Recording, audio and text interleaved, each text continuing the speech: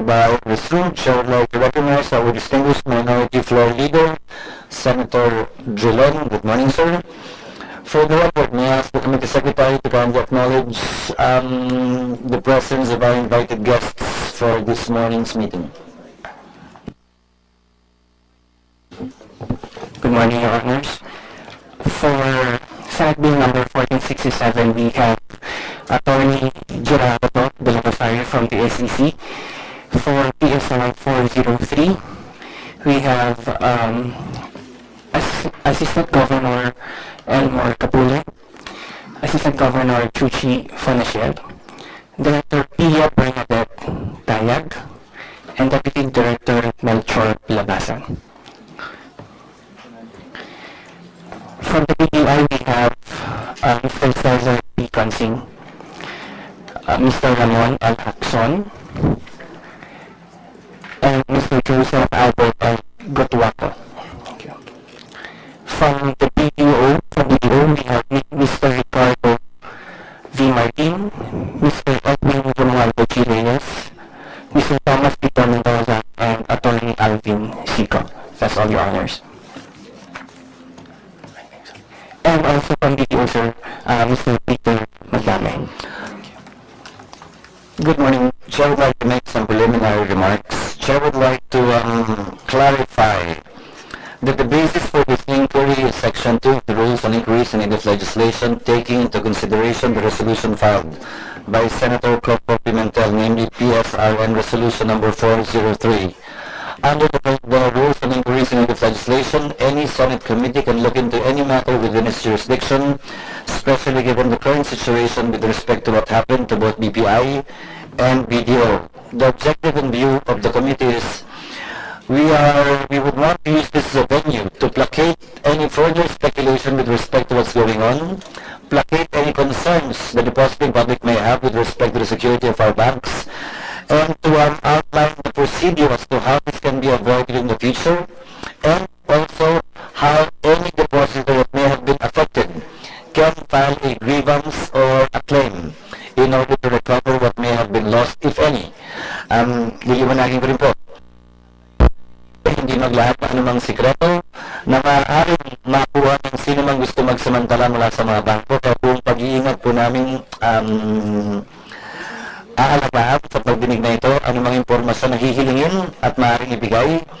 We reserve the right to call for an executive session if necessary, but I don't think that will be the case given that I've already expressed my intention to the representatives of the banks to explain in layman's terms what happened para maunawaan lang ng publiko.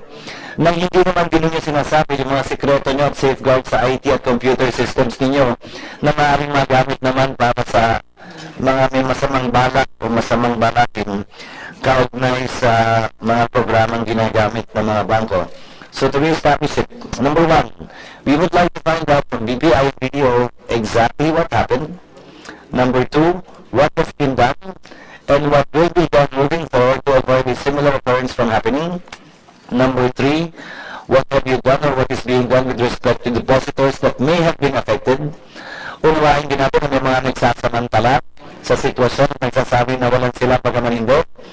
For the record too, based on previous discussions with BSP and some bank officials, yung kumakalat na may nagagdagan daw ng 1 o 2 bilyon o 12 bilyon, that's clearly fake news because given the circumstances surrounding what happened, that is a sheer impossibility. Una-una, hindi mo kayang i-deposito yung ganong kalaking pera sa ATM, isusuka ng makina yun. And also to clarify what rights a depositor may have should this situation happen in the future para naman makatulog sa gabi na kung mangyari man to, okay lang, mapapawi kung naman ang nawala at kung anong liability ng mga bangko kung meron man, kung mangyari po yan. With the permission of Senator Giron, may I start by asking BPI? Mr. Chairman, can we make a preliminary statement? Yes, the distinguished minority floor leader is recognized. Mr. President, Mr. Chairman, in a TV interview this morning, our chairman, very clearly emphasized that he will exercise extreme caution and be conscious of the fact that the hearing this morning could lead to a lot of unnecessary conclusions. And I am glad that the chair spread into the record the purpose of calling this session, because I join him in putting on the record that we should exercise extreme caution so that this hearing will not result in our public trust being eroded in our banking system. We have two of the biggest banks here before us, the Bank of PI and the BDO, and I think it's our responsibility to reassure our people that the banking system is stable, that this hearing is being conducted in order to find out what happened. But at the same time, we should never forget that this single incident should not in any manner throw any doubt on the stability of our banking system. Mr. Chairman, I defer to your judgment. I will not raise any questions on our ability to hear this case when the resolution was filed after the sessions of after the Congress adjourned CBD.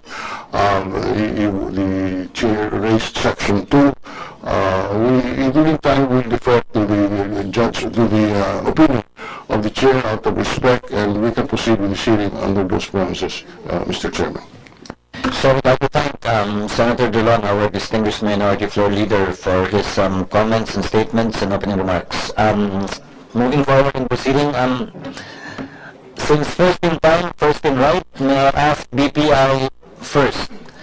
Ulitin ko po, in layman's terms, without revealing any security and safeguards in your IT systems, what exactly happened that resulted in several transactions being reposted on June 6 that resulted in some decrease or increase in the amounts of deposit of some of your depositors through an ATM card?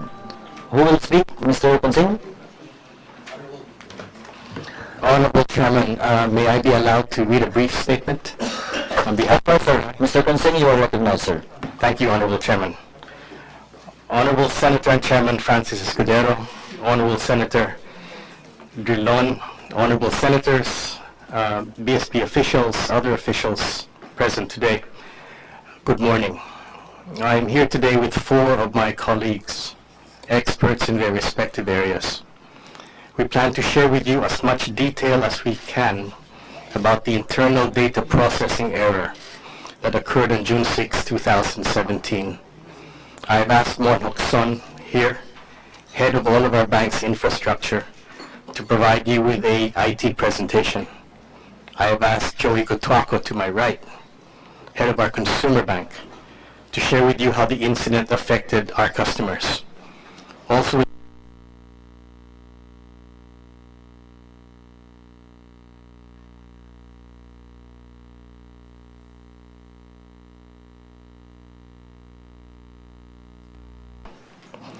Your Honors, thank you for the opportunity to explain how this all happened, the actions we took to correct the error, the steps we have taken to prevent the occurrence of similar incidents. We acknowledge the concerns raised by this unfortunate and regrettable incident by our clients, many of whom are your constituents, the Banco Central, other regulators, our lawmakers, and the general public. We believe that a better understanding of the circumstances surrounding this incident may lead to a constructive plan of action and legislation that further strengthens the country's banking system. The data processing error caused mispostings in the accounts of about 1.5 million of our 8 million clients.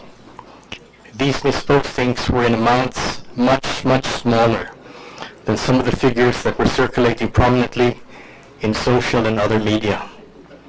To fix the problem, we had to take down our electronic channels. Basically, these are services related to our ATM cards, internet banking, mobile banking. We took them down for a total of 26 hours spread over a period of 37 hours, from when we first took our channels down to ultimate resolution. This inconvenienced an even greater number of clients, many of whom are your constituents. As a bank that has prided itself in bringing convenience to clients over and above basic banking services, we deeply regret the inconvenience caused by this time gap. We have been in continuous contact with the BSP and other regulators since the incident. We shared with them the configuration and processes of our IT system, a robust system that handles an average of 3.5 million transactions per day. We also informed them that our investigation revealed that ours was a case of human error and not a hacking. We also informed our regulators that there was no breach of data privacy. Finally, we shared with them the actions we took to make things right, from the correction of the mispostings, to the reversals or waivers of penalties and charges, to the longer banking hours, to the continuous stream of client advisories. I can assure you, Honorable Chairman, that we will continue to do everything we can to regain our standing with our regulators, clients, the public, and you lawmakers. Thank you very much, Your Honors. Mr. Consing, will Mon make a presentation? Yes, Mr. Honorable Chairman, if you'd allow me to. Again, just a reminder, Mon, without revealing any information that may be used by anyone who would like to take advantage, and without violating any of the current confidential and secrecy laws, you may proceed, sir, with your presentation. Thank you, Mr. Chairman. And, So, papaliwanag niyo, anong nangyari? Mr. Chairman, what I will take you through is anong nangyari, anong ginawa namin, anong impact, and then what we will do in order to avoid any future reoccurrence. And then after that, Your Honor, I will hand it over to my colleague, Mr. Gutuaco, who will talk about what we did for our clients. So let me first start, Your Honor, with this chart. I need to give you first a context of how we do processing within the bank. The bank's processes are fully automated, or nearly all are automated. And what we do is there's a process which we call end-of-day processing. So ang nangyayari po, during the day, whenever you transact with us, whether through our ATMs, through our teller systems, through our trade systems and so forth, what our system does is to post temporary credits or debits to your balances, but it does not update the balance. We do the updating of the balance at night when we run our batch, because at night we also do other upkeep transactions like computation of balances, computation of interest, updating of loan balances, and so on. So, Your Honor, the system that was in question, right, was this one. This is the ATM system. This is the information switching technology system, which drives our ATMs, our point-of-sale systems, and our cash acceptance machines. So again, Your Honor, these are all ATM withdrawals, deposits through our cash acceptance machines, and all transactions done through our express payment system using point-of-sale systems. So this was the system that was affected, Your Honor. Now, before I go on, what happens is at around 8 p.m., Your Honor, the automated system kicks in and extracts files from each of these systems. So we have the ATM system, the loan system, trade systems, remittances, tellering systems, any system, Your Honor, which processes transactions for clients, feeds and extracts a file, tawag namin dyan, transaction log file. So each one of those, Your Honor, at 10 p.m. is picked up by our central database, and that's when we do the update, Your Honor. So in a normal day, mangyayari niyan, at 8 p.m., extract siya bawat isa, and then at 10 p.m., kukunin ng central server, i-update niya lahat ng balances. And then what we do is we take a copy, a flash copy of that database, of that point in time, and then we open all electronic channels. Mabilis lang yan. Ang nakikita ng kliyente namin is 15 minutes dinadown namin, tapos switch namin. Okay. So, the other thing about this system, Your Honor, is this is a closed system. It is not connected to anything external. So again, hindi nakakonect to sa internet. This is a closed system. Ang connection lang yan, mainframe computers, at saka each of these run on other servers, Your Honor. May sarili silang network.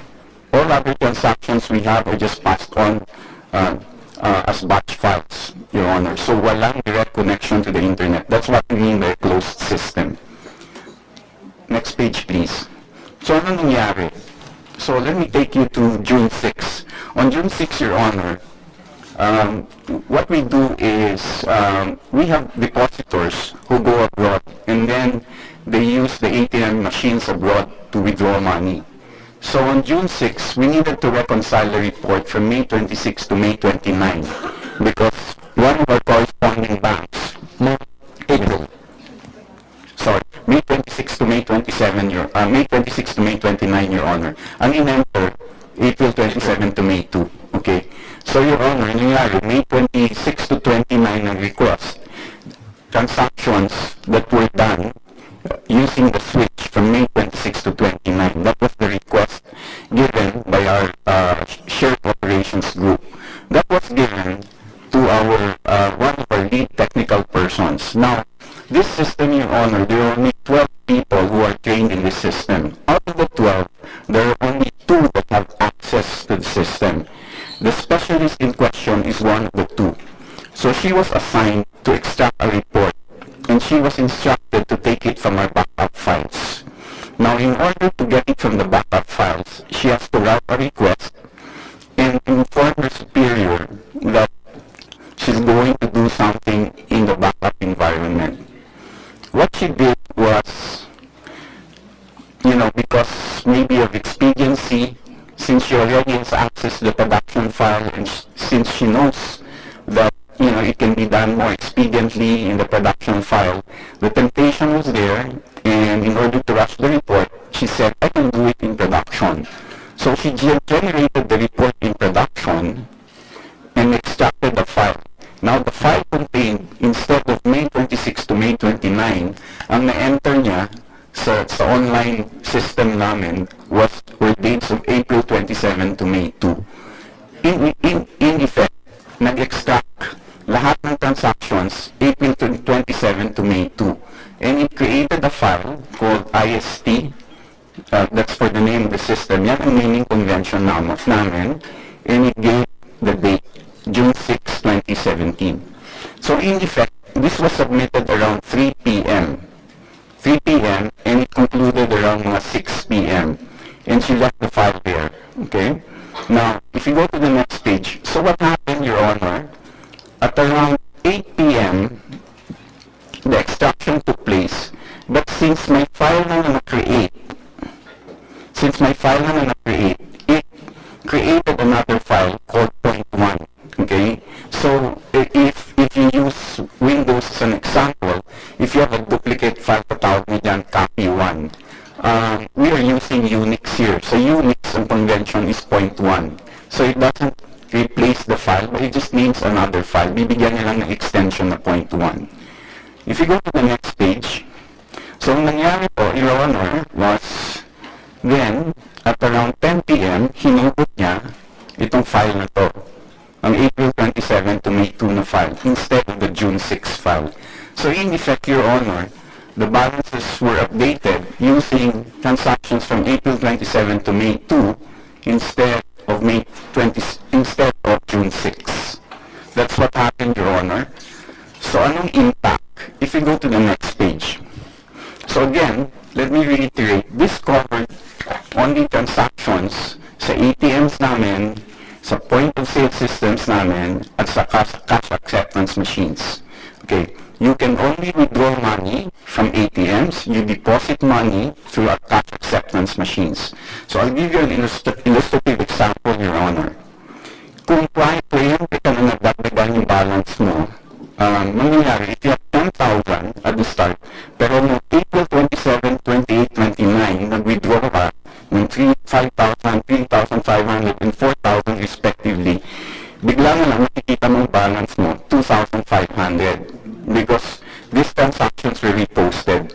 So let me reiterate, Your Honor, what transactions were reposted were your own transactions, but they were at a certain point in time in the past. Okay? Never did transactions from other clients cross to other clients. So these were all your transactions in the past. Nabalik lang. Okay? Now, what about a debited example, a credited example? Kung nag-deposit ka sa aming cash acceptance machines, let's say ng 100,000 noong April 29, at saka 6,000 noong April 29, bigla na lang makikita mo ang balance mo, 116,000. Okay? Now, the average debit, Your Honor, when we looked at it, out of the 1.5 million clients which Mr. Kunsing mentioned, the average debit was around 7,700 pesos. Average credit, 7,200 pesos. So yun ang nakita ng mga kliyente namin pagbukas ng June 7.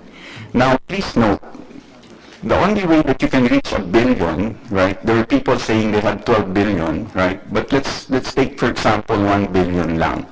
In order for you to reach 1 billion, for the 5 days, you would have had to deposit 200 million pesos per day. Okay. Now, ang cash acceptance machine namin, you feed, the highest bill you can feed is 1,000 pesos. You feed it every 2 seconds. So theoretically, in 1 minute, you can feed around 30,000 pesos. Times 60 minutes, in 1 hour, 1.8 million pesos. So in order for you to do 200 million a day, you would have to do it across 5 machines. Walang tigil for 24 hours. Feed ka lang ng feed ng 1,000 pesos. The other thing about this, Your Honor, is it medyo imposible kasi our cassettes get filled at 4 million. So at 4 million, sasabihin niya, lipat ka na. Puno na. Okay? So, categorically, I can state, Your Honor, na mga nag-post na 12 billion, 8 billion, 1 billion, they're all false. The documents that they presented to the public and to the TV stations, radio stations are all doctored and fake, Your Honor.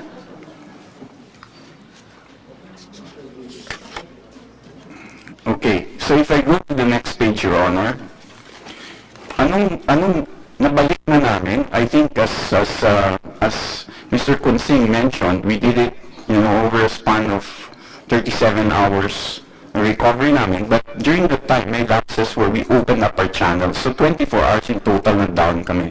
But nabalik namin. What all we did was to repost back. So kung anong credit, binaliktad namin. Kung anong debit, binaliktad namin. Okay? Now, what will we do to prevent a reoccurrence? Okay. Now, during that day, Your Honor, meron ang aming ATM system from an average 2 billion pesos in transactions surged to 10 billion pesos in transactions because of the 5 days. Instead of 1 day, naging 5 days. So what we have imposed now, Your Honor, is an automatic circuit breaker. Pag umabot ng 10 billion or umabot ng more than 1 billion transactions, papatayin niya ang production system namin and then it will say tama ba to or not. Okay? So we've installed that circuit breaker, Your Honor. The second thing that we're doing is addressing our mean time to recover, Your Honor. Bakit ng tagal bago nakabalik yung system? Because, Your Honor, we have to post back 5 days worth of transactions and 1 day of valid transactions. So 6 days worth of transactions ginawa namin in 1 day. Kaya natagalan. So ang gagawin namin, Your Honor, we're gonna put in more restore points. So kung ang importante with any complex system is, you have to have the ability to recover. In the future, we will avoid this recurrence, but this also gives us something to think about, that maybe what we need to do is to put in more restore points. So at least every step maka-recover kami kaagad. Okay? Now, the third thing that we need to do, and we're doing already, Your Honor, was, kasi yung ginagawa, ang reversal, we call that memo posting. Yung program namin ng memo posting, hindi ho namin na-optimize for 2 years, hindi namin nagalaw. Kasi we're now in the process of upgrading our deposit systems. So by the end of this year, our deposit system will be 24/7, meaning to say we do not have to put down the online systems habang tumatakbo kami ng batch runs. So medyo nakaligtaan namin because of that, but what we're doing now is optimizing that. The last thing that we need to do, and probably this is the question that you will ask, right? But hindi namin nahuli mas maaga. In fact, the warning flags came from our clients telling us, hey, imbalances namin ganon. And we learned that at maybe around 6:30, okay? There is a process that we do, Your Honor, which is called reconciliation. Before the branches open at around 8 a.m., our shared services group takes a look at cash on hand kasi kailangan mag-deliver kami ng cash to different branches. Kailangan magbalance yung ledger namin. And then kailangan we deliver cash to the branches that need cash. We fill up ATMs to those ATMs that need cash. We could have seen that in the report, Your Honor, kasi makikita na 10 billion ng withdrawal hindi balanced. So what we're going to do, Your Honor, instead of 8 a.m., we're going to move that up to 4 a.m. The moment we stop our batch run, we do the check first before we open up our channels. So yun po yung nangyari, Your Honor. We, it was because of, an error in judgment of one of our programmers, where the programmer in question thought that maybe this is a faster way of doing it and delivering the assignment that I was tasked to do. Because of that, there was an unscheduled file generation, which then caused us to post wrong entries, which we were able to then reverse, Your Honor. And these are the remedial actions that we're doing to prevent a reoccurrence, Your Honor. Thank you, Your Honor. Do you have any questions? Who will present next? Tapusin niyo na muna. Mr. Gatwako? Yes, sir. You will discuss what has been done and what was done to address the concerns of the depositors, right? Yes, Mr. Chairman, I also have a slide presentation, and what I hope to take you through is how we respond when one part of our ship has an accident, and you'll see how our branch banking system mobilizes to compensate for the incident. You may proceed, sir. Thank you, sir. So let me begin. BPI, we serve about 8 million customers, and the most basic of the services are what you call deposit, withdrawal, and the lending transaction.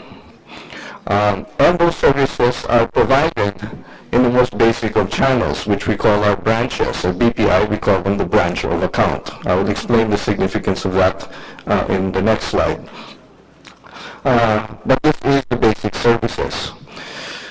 We extend these services, and you see the boxes on the right side of the slide, to add convenience to our customers.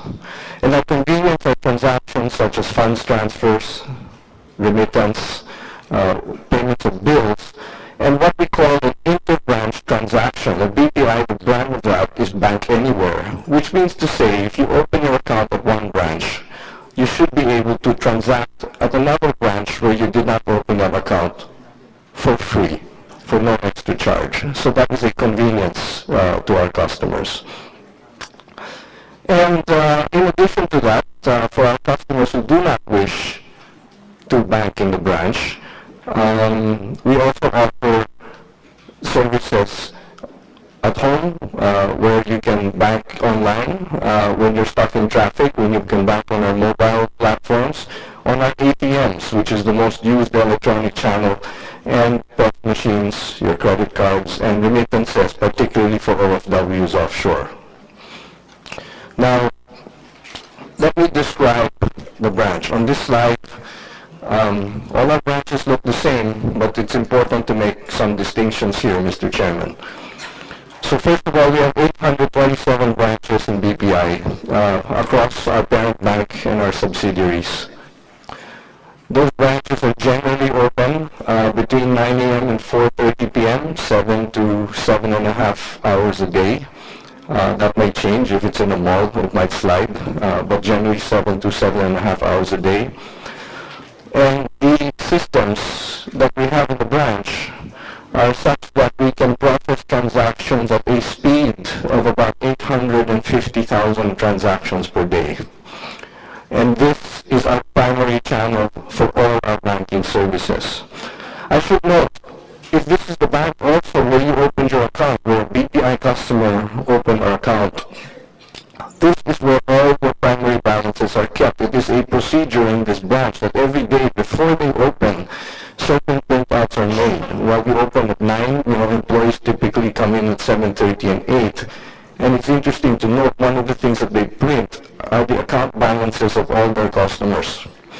So that if on any given day there's an error of the balance, they can always revert to printouts. These are hard copies of customer data from the prior day. And that's why the branch of account is critical in an emergency situation, because if it goes offline, there's certain data that's protected. And this branch network is particularly important, Mr. Chairman, because on the days of June 7th and June 8th, when we knew that the electronic channels were down, this was the system on which we felt we could rely on to service our customers for all their banking needs. On the next slide, let me describe to you the alternative channels that were affected on June 7 and June 8. So the first one was an automatic teller machine, ATM network. This is the most used convenience channel that we have outside of the branches. BPI has about 2,300 of these machines with 4.6 million users, and it processes about 400,000 transactions a day, approximately. The next channel is our cash acceptance machines. It's the exact opposite of an ATM. Instead of dispensing cash, it takes in cash, particularly for clients who do not wish to come into the branch or want to bank off hours. It is a relatively newer machine. It's been in service since only 2011 or so. As you can see, we only have 800 of them, about only 1 million users, and we process basically 5% of transactions on CAMs as we do on ATMs. The next channel is our online. It's branded BPI Express Online. This is used on a computer or a laptop. We have 1.2 million active users doing 40,000 transactions per day. And finally, we have our mobile application system. It's called Express Mobile. 1.1 million users, 70,000 transactions a day. So if I could put this into perspective, Mr. Chairman, Your Honor, when you combine the transactional history of these four channels that were affected by the June 7 and June 8 incident, you're looking at approximately 500,000 or between 500,000 to 600,000 transactions per day that were impaired during the event. So on the next slide, allow me to explain to you how we reacted to this. Recall from my first slide when we described the branch banking system, our branches have a capacity to do 850,000 transactions. So knowing that our electronic channels were down, we immediately mobilized to extend banking hours to allow our customers to come to the branch banking network to fulfill their financial transactions. When the event also broke out, when we found out about it on June 7th, it was very important for us to understand from talking to Mr. Hoxon's team what was going on, because we were very urgently in a position very pressed to provide for our customers also an idea of what was going on, give them comfort on what the root cause was, and give them an outlook what was also very important was to communicate, Mr. Chairman, Your Honor, to our branch network, because it was them who would have to remedy the situation and deal with customers. Particularly important here, sir, was knowledge of the fact of the mispostings, because remember, that was what would allow them to use their backup data to service their customers for their banking needs.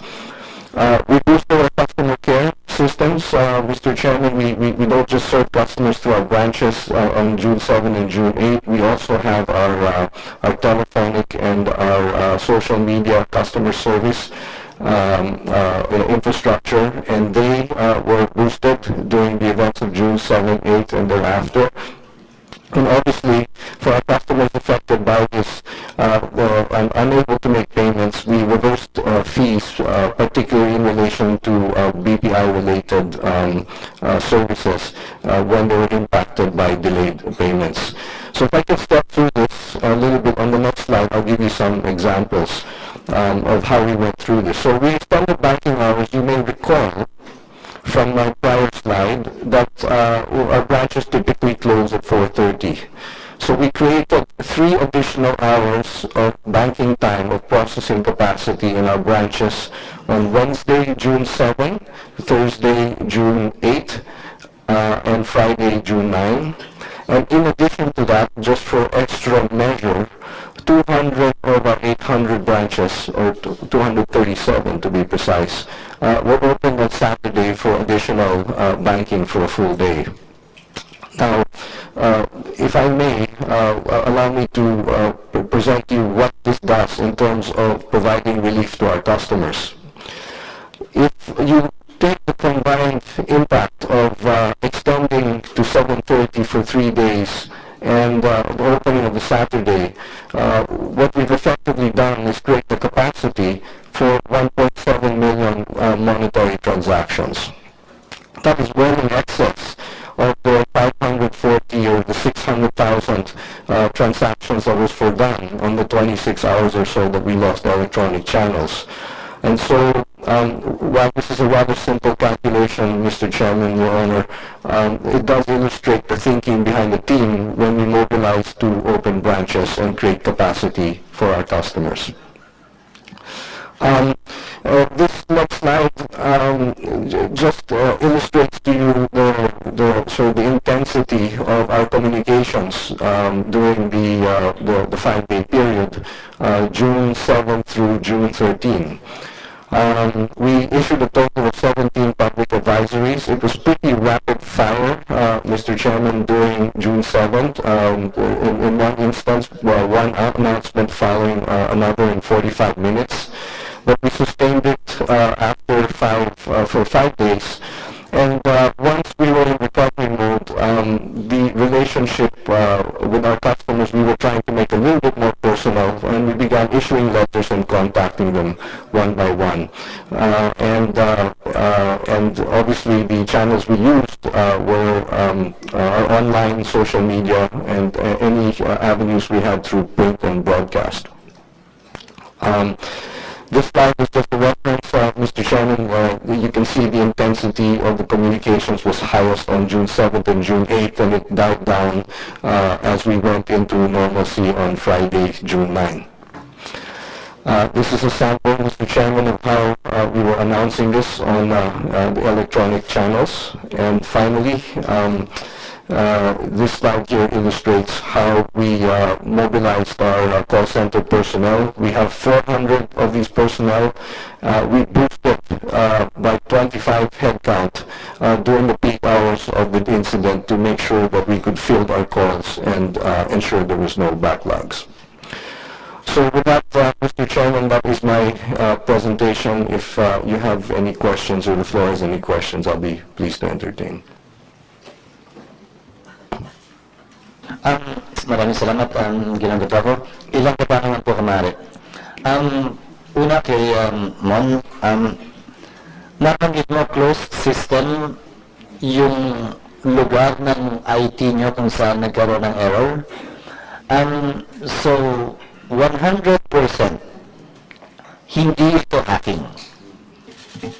Dahil kung wala naman sa internet, walang third party, ang pagkakamali ng galing sa loob, can you say with 100% certainty that this did not or does not involve any hacking from the outside?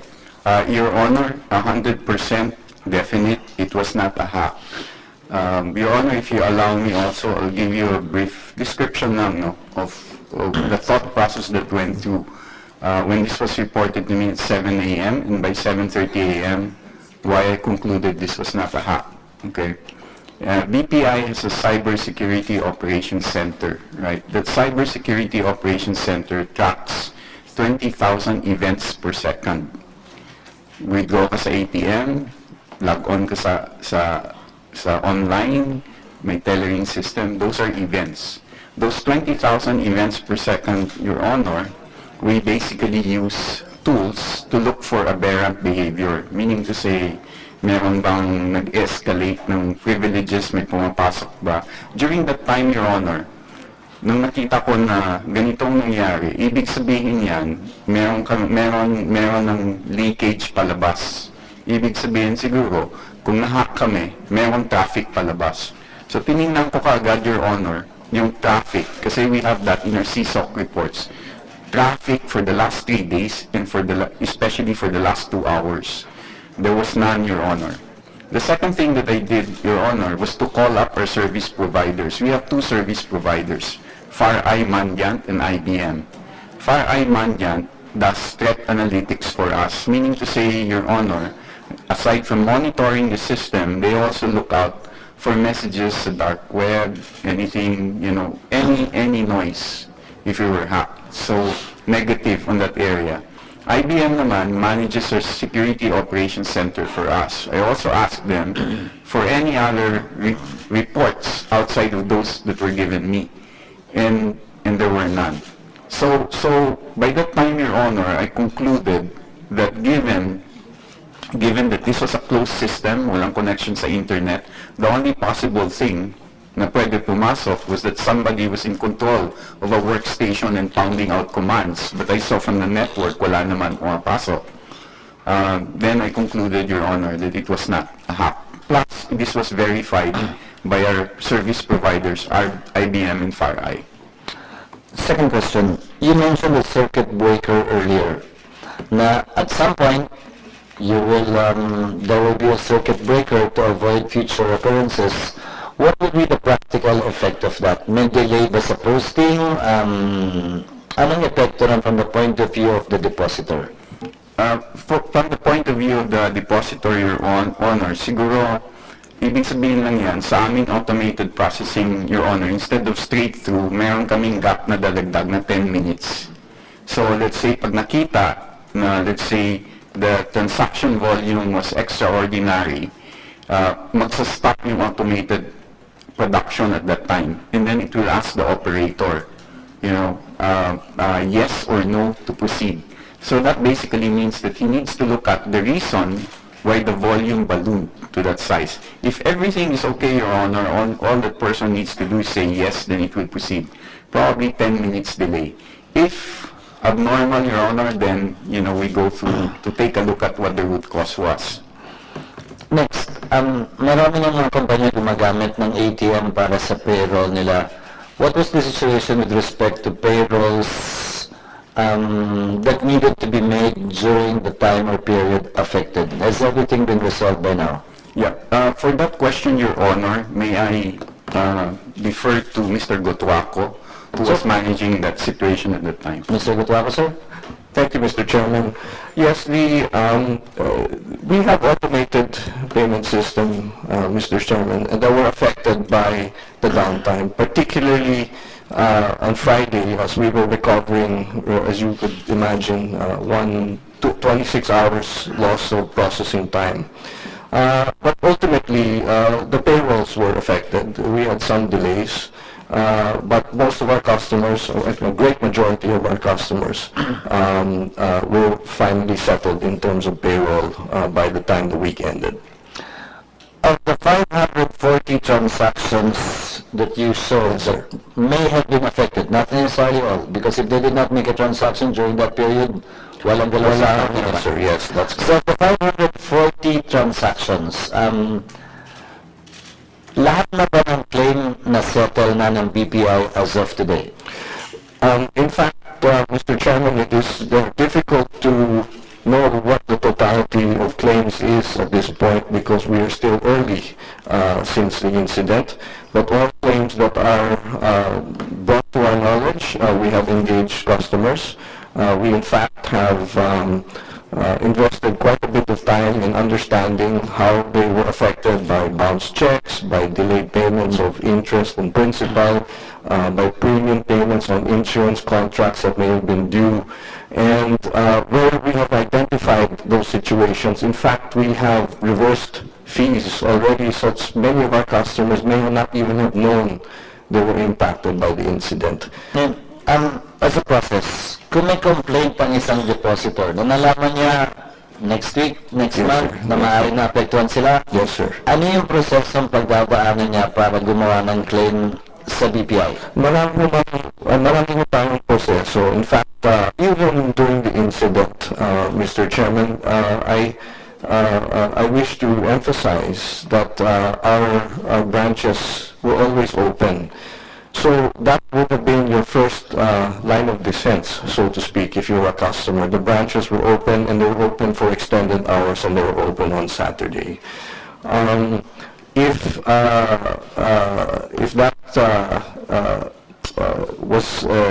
that's just the first option, there are other ways that we have reached out to customers. Many of our customers have branch managers and relationships managers that know them. We have initiated call-outs to our customers once normalcy occurred to reach out to make sure that they're comfortable that they haven't been affected. Just to clarify, there's no prescriptive period for this. Meaning if you discover it a year from now, they can still go to you and point it out and prove their claim if at all. Mr. Chairman, what we do is I wish to assure you that every single customer case, not just with respect to the June 7 and June 8 incident, is important to us. And we will, BPI will make every effort to consider the merits of each case to make sure that our customers are comfortable and satisfied. What if the payment or the premium that needed to be paid is with respect to a third-party corporation? Yes, And as sir. a result of which fees or penalties or interest was imposed on the depositor, meaning it's not a BPI affiliated company. Yes, sir. And How do you go through the process of quote-unquote reversing whatever such penalties or interests? That's correct. It is very easy for us to understand, Mr. Chairman, the fees as it relates to our own services. I think you're asking how does it relate to other third parties. And what we have done is for all our customers, we have reached out to them, and if they do have a case on that of that third party merchant, we would like to engage them on the facts and circumstances of their inconvenience. And we will, I assure you, and our customers, that we will do our best to make sure that they're taken care of. Now, finally, with respect to the specialist that committed the error, whether through negligence or because, as you said, she was in a rush, what action has been taken, if any, insofar as she is concerned by the bank? Your Honor, may I answer that question? Okay. Your Honor, the investigations have been pointed that that this particular person is to blame. This particular person has also owned up to committing the mistake, Your Honor. In terms of the investigation, it's still ongoing because, Your Honor, what we're looking at now are certain processes and protocols that we need to strengthen so that this will not happen again. But as of the moment, until this is concluded, the said person, Your Honor, has been reassigned to another area, and all access rights to our system have been taken out, Your Honor. So, I'd like to recognize Senator Dillon for his interventions. Senator Dillon, you're recognized. Thank you very much, Mr. Chairman. All the questions in my mind have been asked and answered satisfactorily. There are just a few points which I wish to emphasize. So from your answer one, it is clear that it was an error in judgment of a programmer. Yes, Your Honor. And if I may answer the question in a different way, Your Honor, right? I was a programmer once. I was young once. And sometimes... young, I can Yeah, say. yes. This particular person, Your Honor, has been 3 years with us. She topped her programming class. So there's always the zeal to be able to do things faster. So I attribute this, Your Honor, to a lapse in judgment. To lapse in judgment, yeah. And an innocent lapse in judgment, not malicious. Not malicious, Your Honor. No, nothing to gain at all, Your Honor. Yes. Now, there were some talks about unauthorized access to your clients' deposits. No such thing happened here. Your Honor, no such thing. I can categorically say, Your Honor, that all the clients saw were their own postings or their own transactions, which were done a month ago. But other than that, they would not be able to see other information outside of theirs. As far as the bank is concerned, Your Honor, the data that was affected, Your Honor, this transaction file is anonymized. It only contains transaction codes, transaction amounts. Not names. Not names, Your Honor. Yeah. And none of your clients lost money. In fact, you have mentioned that maybe for emphasis. Your Honor, yes. No money was lost, Your Honor.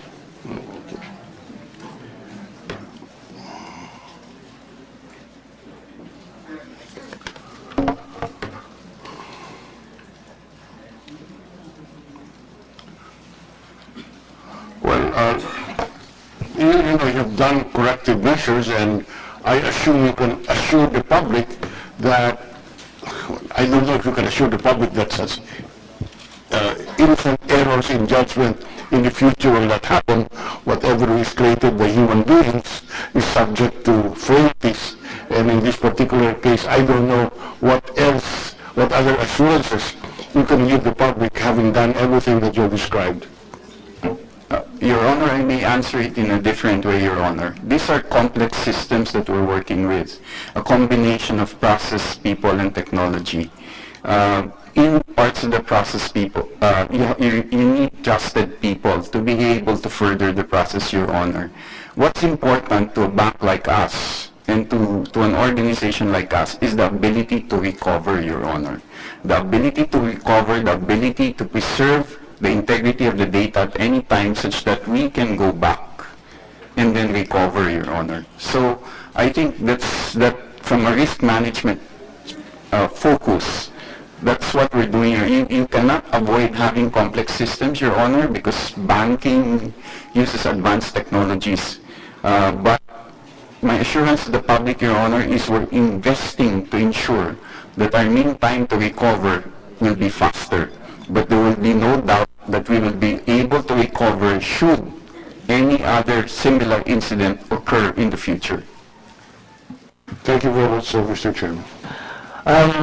I'd like to distinguish and have a dichotomy in our discussions with respect to BPI and BDO. That's why, if you will bear with me, sir, we'll just finish up with BPI before proceeding with the incidents relating to BDO. May I address my questions to Assistant Governor Fernasher? Ma'am, the BSP, as the regulator of banks in general, BPI more specifically, did its own investigation on the matter, and may I get your input insofar as the perspective of the BSP is in regard to this incident as the regulators of BPI? Good morning, Mr. Chairman. Actually, on the side of the BSP, we also conducted our own investigation, but we haven't really completed yet the full investigation. So what we can say at this point is that there was really no hacking nor a computer glitch. Seems really a human error. But the concern of the BSP in this case, the situation of BPI in the particular situation, is the internal controls, in that why the internal control failed to detect right away the mistake or the error. So that's basically it, Mr. Chairman. Insofar as liabilities under existing regulation is concerned, what, if any, are there? We haven't completed, as I mentioned, Mr. Chairman, the investigation, but it would seem from the initial investigation that we've done is that in the case of BPI, this situation is there was no loss to any client, but our emphasis is that clients should be guided by BPI on how to go about if they have some concerns on their accounts. So I think basically that's what should the bank be very clear to clients in addressing complaints related to this particular situation, Mr. Chairman. Without preempting the results of your final investigation, how has thus far BPI been able to perform insofar as rectifying the incident in 37 hours, Mr. Bansing? Is that right? Yes, Mr. Chairman, 37 hours from start to finish. What's the benchmark with respect to these or similar situations, yung rectification procedure? Good batting average? Average? Kumbaga sa good, better, best? Is that good? Right. I think, Mr. Chairman, it's too difficult to make a judgment at this point because we haven't really completed yet the investigation. So maybe we'll leave it at that, but the call really is for BPI to be very clear about handling the effects of such a situation, especially to the clients, Mr. Chairman. No, quite frankly, Assistant Governor Fernasher, at 540,000 transactions involving approximately 1.7 million? How many depositors? Mr. Chairman, there were actually the 540,000 is a daily count. The transactions involved here were 2.9 million transactions, Involving how many depositors? involving 1.5 million depositors. At 2.9 million transactions, basic time in motion, 2.9 million transactions involving 1.5 million depositors, and the matter being addressed in 37? From point to point, 37 hours, sir. We kept our electronic systems down for a total of 26 hours. Based on past experiences, the fact that they went out of their way by extending banking hours is up to them. Commendable, to say the least, that they did that. But the response time, that's my concern. Is that fast? Because by my standards, that's fast. But I don't know by the standards of BSP. Again, given the volume of transactions involved, and given the volume of depositors involved. Anyone? Deputy Director Labasan. Labasan. Yeah. P middle name. Yeah. Yes. Deputy Director Labasan. Sorry. Yeah. So essentially, Your Honor, this type of incidents, this seldom happen. So it's really difficult to benchmark. So even in other economies, these incidents happen, and there are very limited information as to, the effort being undertaken. But we feel, given the gravity of the situation, it's fairly acceptable, Your Honor. Pending your official report. Pending the official report, because we still have to perform certain detailed audit procedures. And when will you wind up coming up with a final report? Yes. And what, if any, should BPI still be doing in connection with this moving forward? Yeah.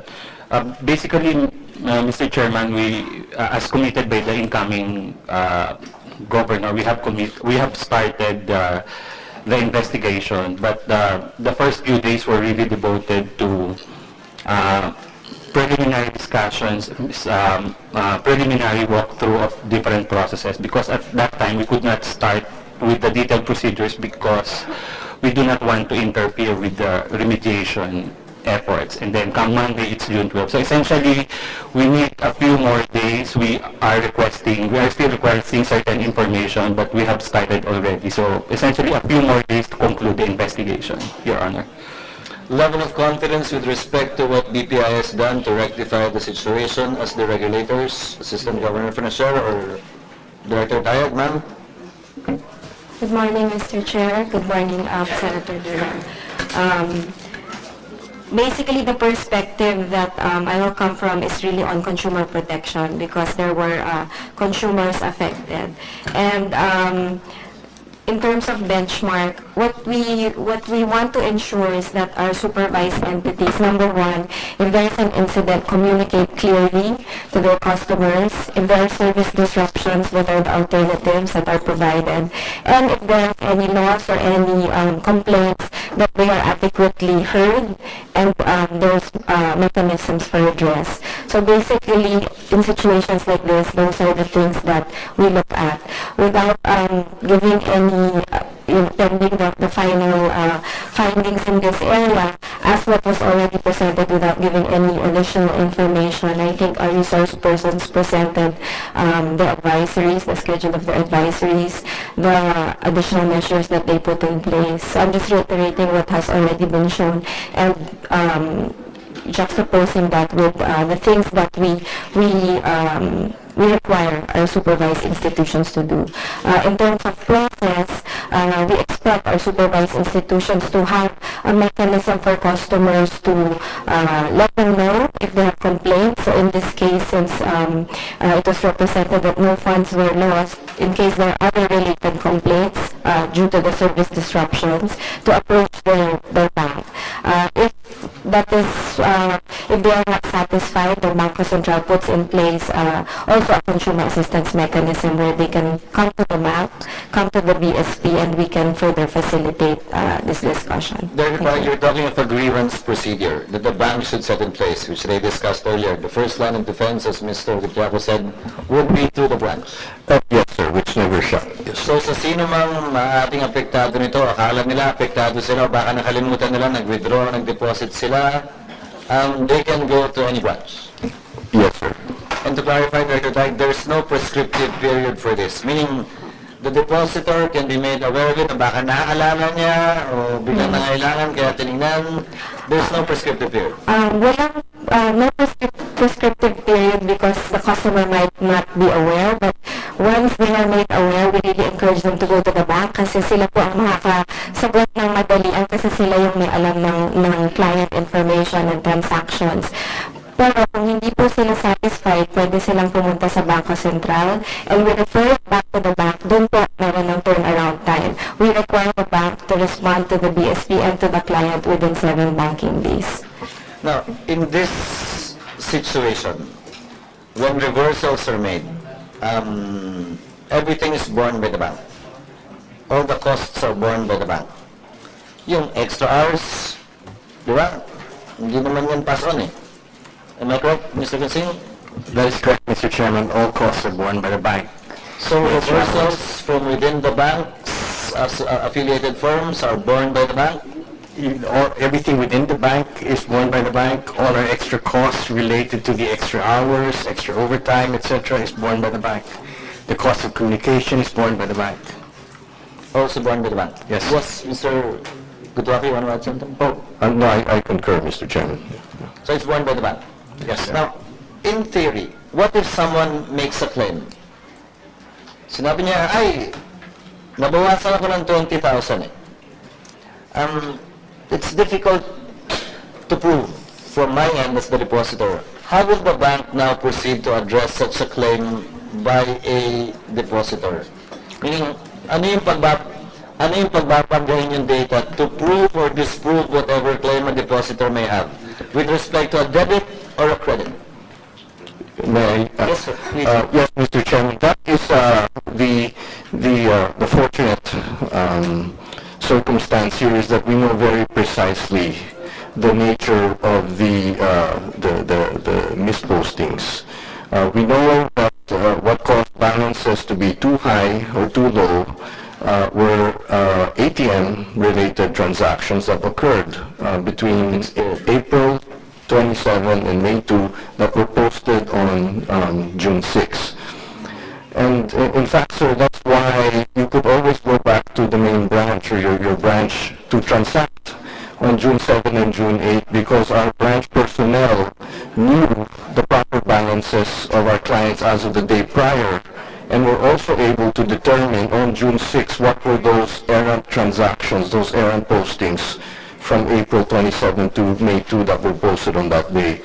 Kaya po, Mr. Chairman, you could come and bank and do all your transactions at the branch on June 7 and So 8. kung nakalimutan man niya o may gusto magsamantala, what will you show Yes. him or her Yes. as proof na, oh nga, nabawasan ka, oh, sorry, baka nakalimutan niyo, Yes. withdraw kayo. And so even after the incident, Mr. Chairman, if the client wanted to ascertain kung ano po yung tamang balance niya sa account niya, it's very easy, even after the incident, to come to the branch, talk to your relationship manager, call our call center, and you will see that no money has been lost. Your account is intact. Your Honor, may I add to what Mr. Cotuaco mentioned? We have had some cases, Your Honor, but we have a reconciliation process in the bank, Your Honor. When you withdraw from the ATM, there are snapshots, Your Honor. We have CCTVs, there are transaction logs. So we indeed had clients coming back and saying, hindi, sobrang bawas mo. And we showed them that, hey, kasi natural lang, April 27, 28, makakalimutan mo. So, and then we showed them the transaction logs. At 6 p.m. that day, to April 26, you withdrew this money, and ito yung screen capture, ito yung CCTV. So we were able to address that, Your Honor. So factually, Your Honor, the reconciliation process goes, we look at the logs, we look at what were the facts behind the claim, right? And pag legal and factually, it's proven again, and we make good, Your Honor. How long before you can do that? 3 days, Your Honor. Maximum of 3 days. Yes, Your Honor. Now, the CCTV footage is with respect to ATM banks of BPI. ATM banks of BPI, Your Honor. ATM machines of BPI. ATM machines of BPI, Your Honor, but also, Your Honor, we have the transaction logs of when, let's say, the switch, if they withdraw from another bank, Your Honor, Yes. there's a switch message, Your Honor, that's passed to us, so we were able to confirm, Your Honor. But no more CCTV or... No more CCTV, Your Honor. But at least we can show, Your Honor, that when it was withdrawn, and there's collaboration from the other bank, Your Honor, because it was transacted there. Just to emphasize, by personally appearing in any of the branches, a depositor could have immediately verified the accuracy of any entry or posting in our account. Yes, Your Honor. I will also refer to Mr. Gutuaco if you need to add anything to this. Yes, Your Honor, that's correct. And you could have done that on June 7 and June 8, and obviously on any given day, sir. Thank you. Yes, up to today, sir.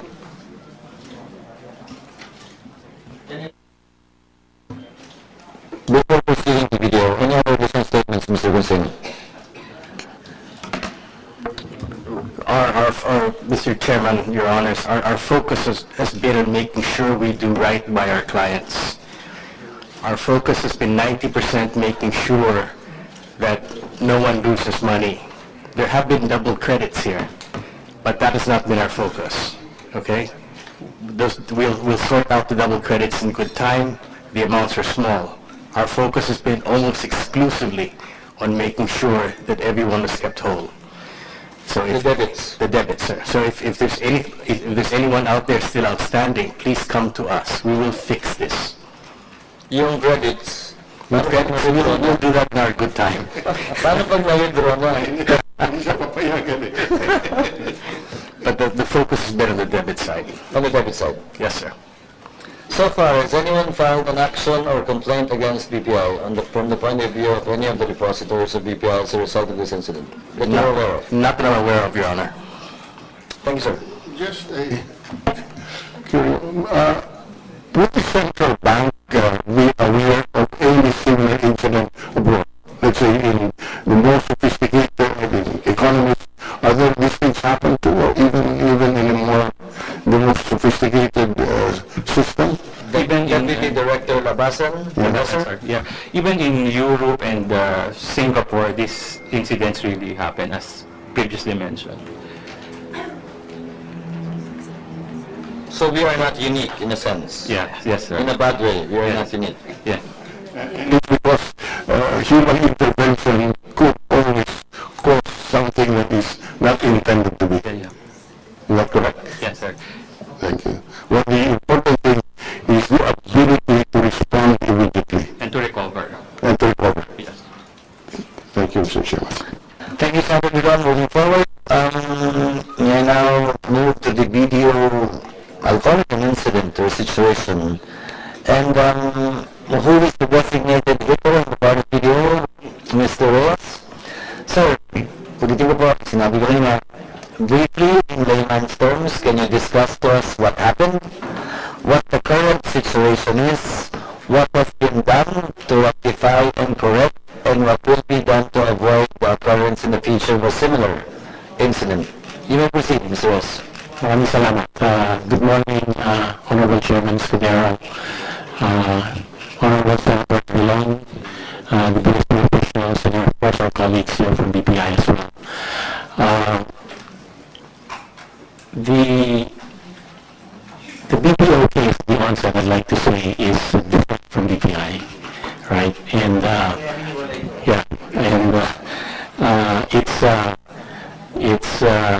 otherwise, while BPI is known as an internal data processing error, in this case we learned it's a lapse in judgment. The BDO case is ATM skimming, right? If you allow me further, Your Honors, we've prepared a statement that we'd like to...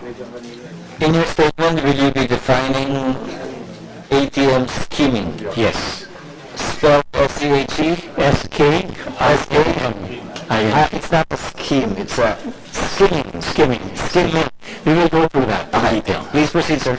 Right. And as you said, I think, first of all, we'd also like to thank you for the opportunity to present BDO's case and share with you details on exactly what happened, what we've done today, and what we'll do going forward to help improve the service that we provide to our clients. I'd also like to introduce the team from BDO with me here, starting from Mr. Alvin Go, our legal advisor. We have Ricky Martin, who's head of our information technology group. Mr. Toby Mendoza, who heads up the product management team, of which the ATM management is a part of. And then, of course, we have Peter McDonough, also from the transaction banking group, who, among many other functions, is in charge of the fraud management unit of BDO.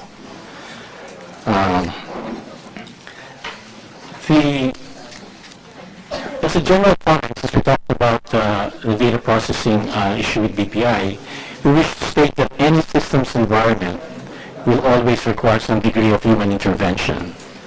Intervention is required for a step requiring human judgment or quality control, maintenance, or upgrade that is best performed by a person, not a machine. Given this fact, human error is inevitable. Automation is only an accepted means to minimize human error and its impact on a business or an operation. All systems environments have potential points of failure.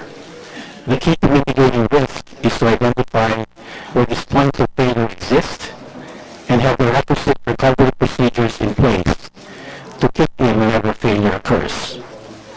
All banks are dependent on technology, heavily, for the successful delivery of services to its clients.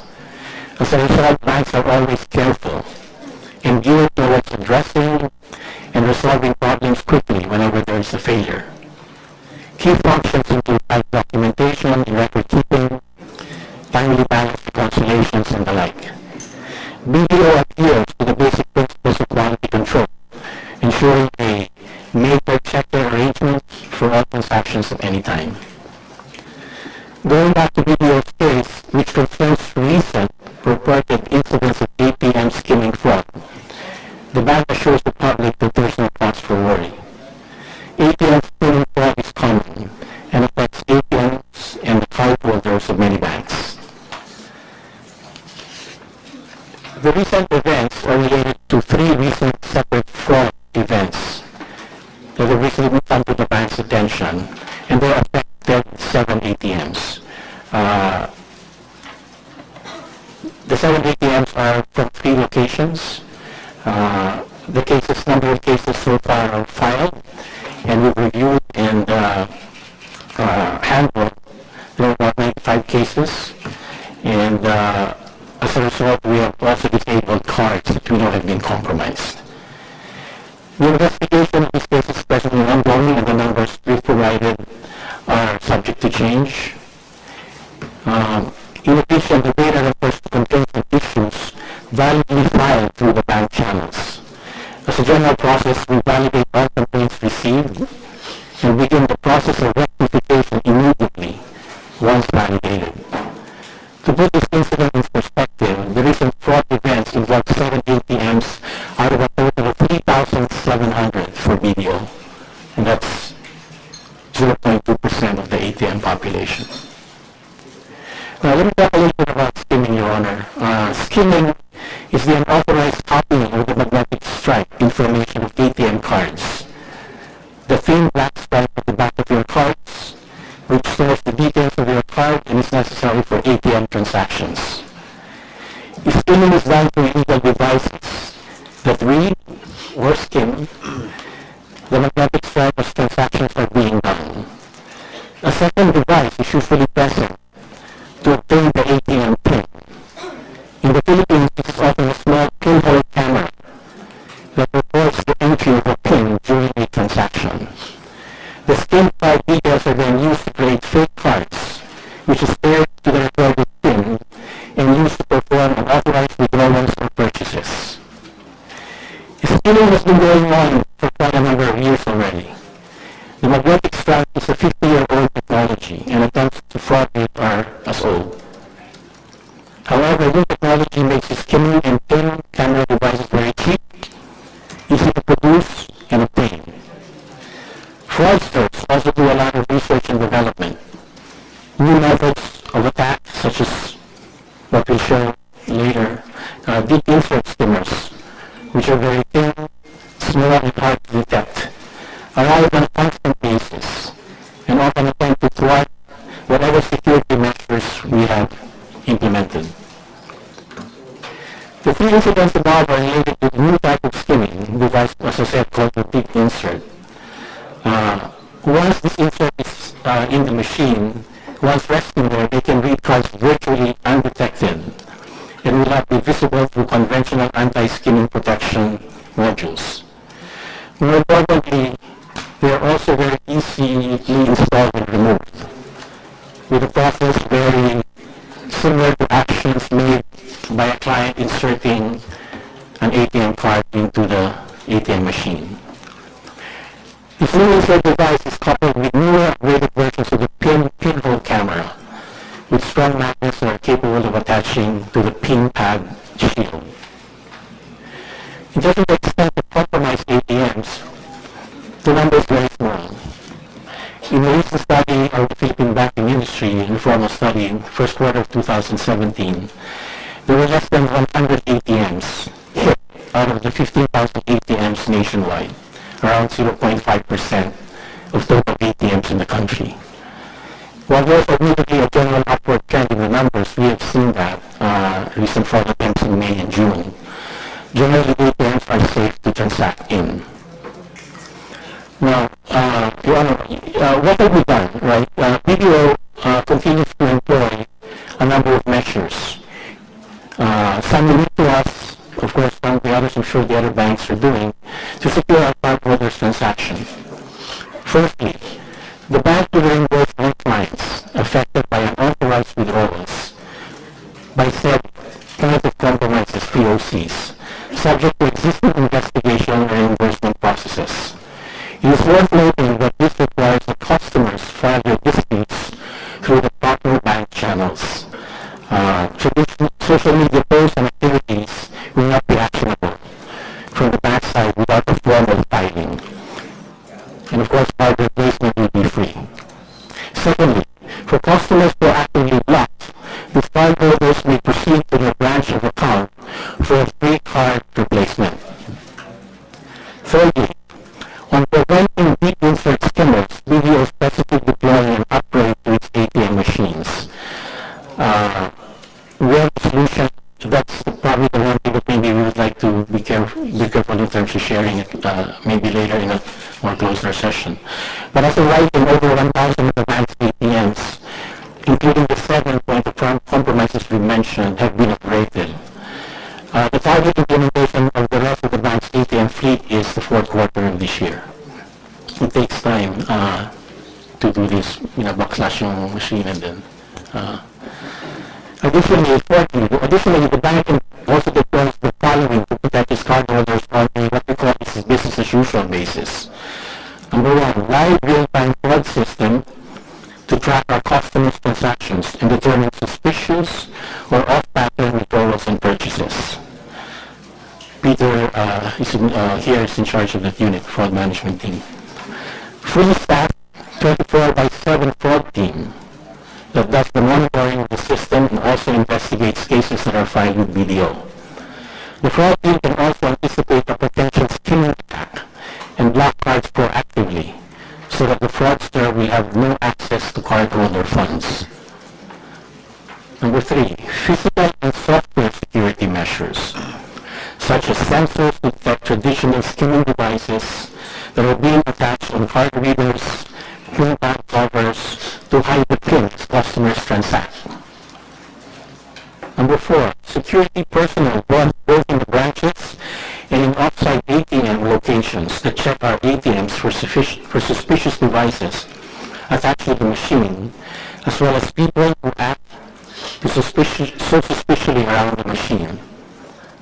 Number five, regular ATM security reminders in traditional and social media with a focus on skimming. And lastly, the migration to EMV. We heard that being talked about. BDO has been migrating customers to the newer EMV as early as 2016. The bank is on track to its 2018 timeline for the migration. That said, any bank card which uses magnetic stripe to transact, which covers all banks in the Philippines, by the way, and most of the world, is still vulnerable to this type of threat. Given this, BDO would like to reiterate that these purported skimming cases are isolated in nature and that the handling of customer issues is a business as usual process for the bank. The action points mentioned demonstrate BDO's commitment to protect their customers and their transactions. As a message, final message, I'd like to say as well that having a broad network of ATMs provides benefits to banking clients. Convenience, access options, alternative to physical brick-and-mortar branches. Skimming and similar compromise incidents are expected to happen. It's nothing out of the ordinary, it's BAU.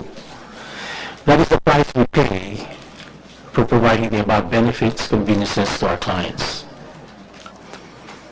We'd like to reiterate that what we already said to the public, no cause for worry. Skimming accidents can happen, but are generally a small percent of total transactions.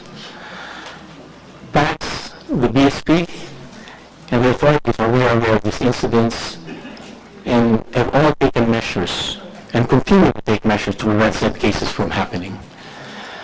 Detect it as they happen and investigate the fraud events immediately.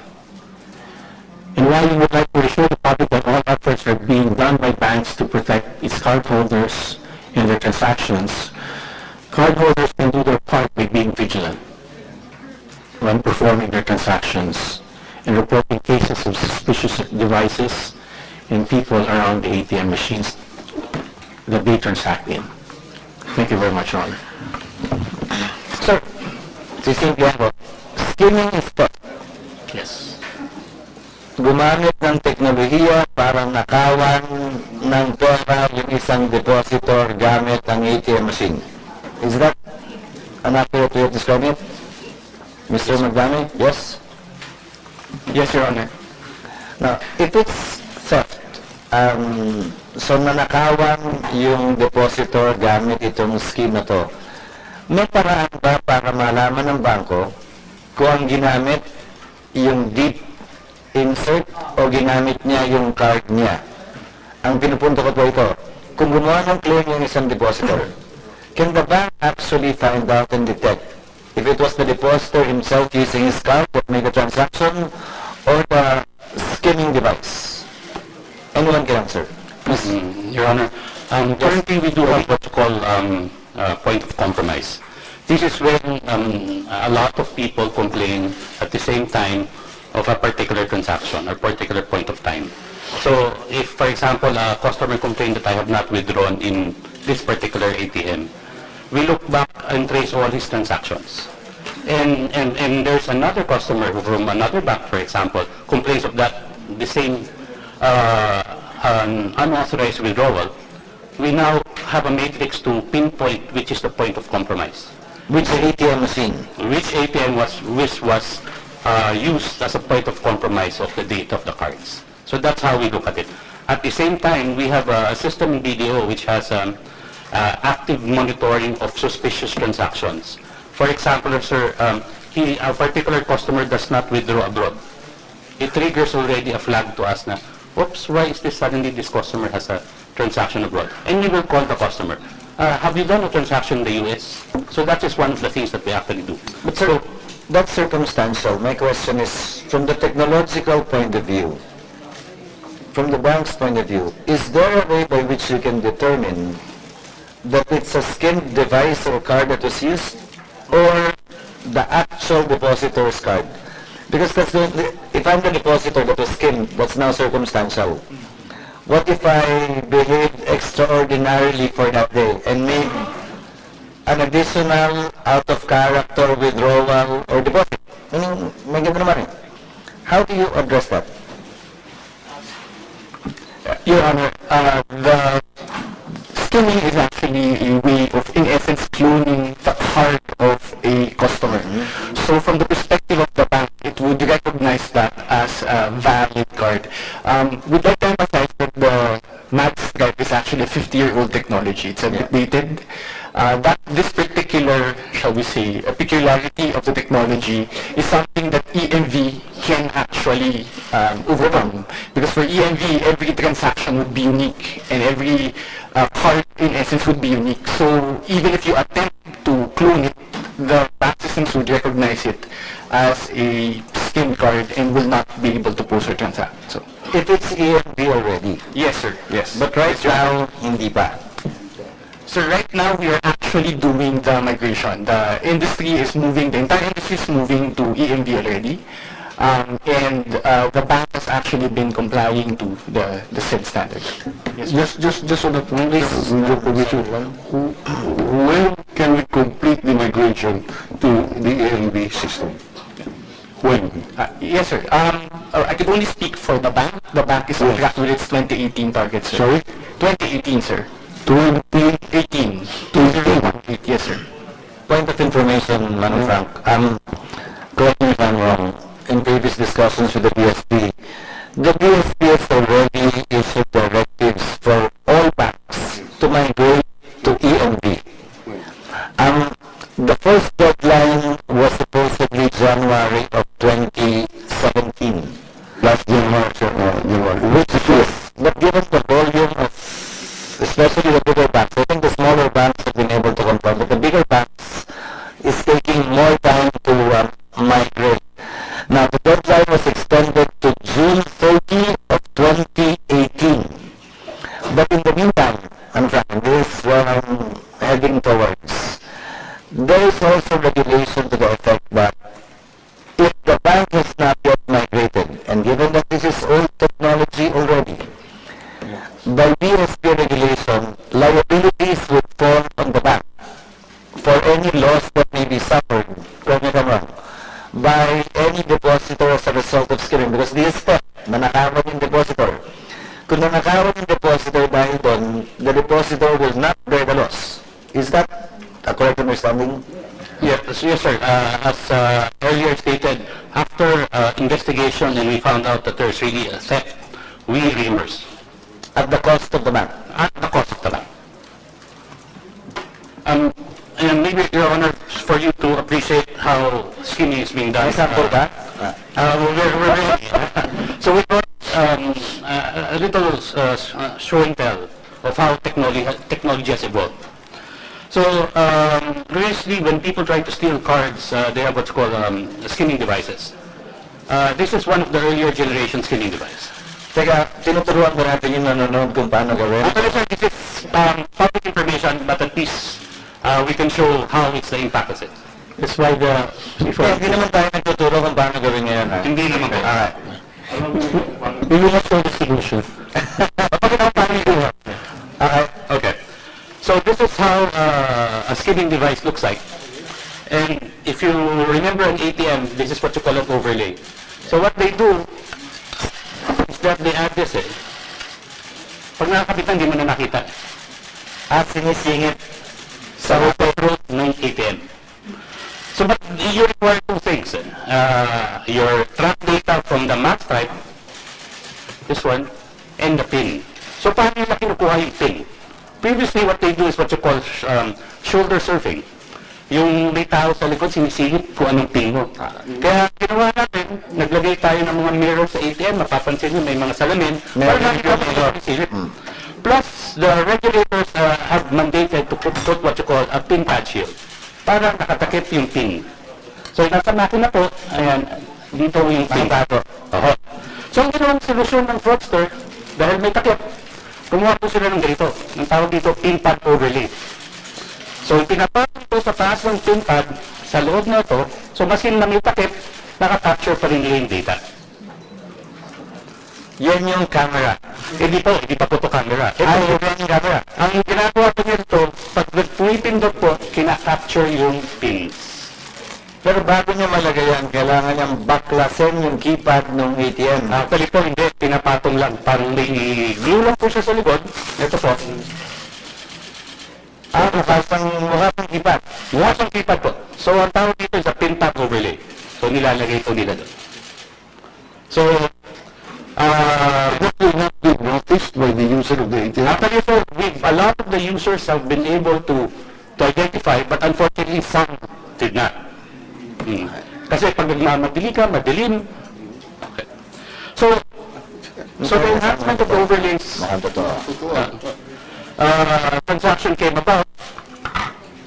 Medyo, because of the efforts of all the banks and the regulators to help us with EMV, a lot of people now, what you do is they try to identify na kung may overlay. So medyo nahuhuli na po yung overlay, napapansin na. So they started coming out with pinhole cameras because of the technology.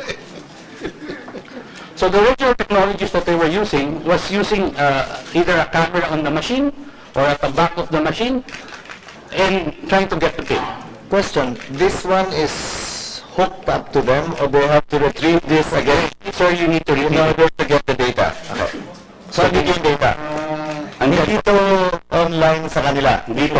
Wala po Wala po silang connection sa network. So talaga pong nakahiwalay po talaga siya. So yung data mahilipon lang dito. Opo. And they have to retrieve this in order to use it. Yes, sir. Now, wouldn't your CCTV be able to capture who would try to recover this? Yes, sir. Actually, we do. Unfortunately, sometimes it's after the fact. Obviously after the fact, they remove this after. Yes. Kasi kuminsan, sir, mabilisan eh. Ilang hours lang, kinukuha na nila agad.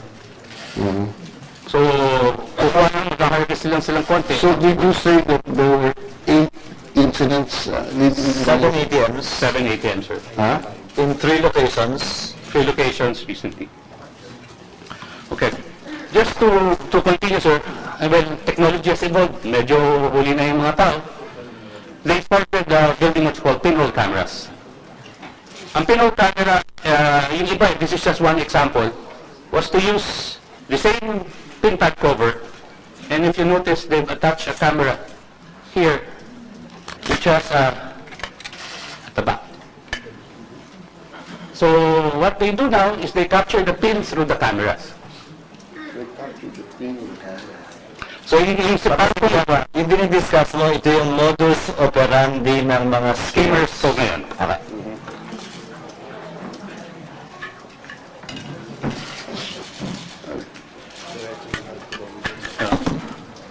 Ang malungkot po, medyo po mapapansin pa, medyo hindi pa maganda ang gawa niyan, di ba? May parang rubber. So they improved on it. Acrylic, They have to retrieve this too. they have to retrieve that. So they have to do two things: install it and retrieve it to be able to take advantage of it. But the disadvantage of that, it takes time. If you know, notice how they do it. So they improve their technology. So they now use acrylic to push it in, to attach. But unfortunately for the acrylic, it's umaangat. So, mas high-tech na sila ngayon. So they came up with a pin pad camera on a metal fascia. May I, sir? Please show you. Fairness, nahuli niyo pa, hindi naman kayo gumawa nito. Ito po siya, sir. So, paano? Ito po yung camera niya. Ito yung battery niya. Ang ginagawa ng nila ngayon, since medyo baliko na pa yan, kinakabit na lang nila. So, magkabit.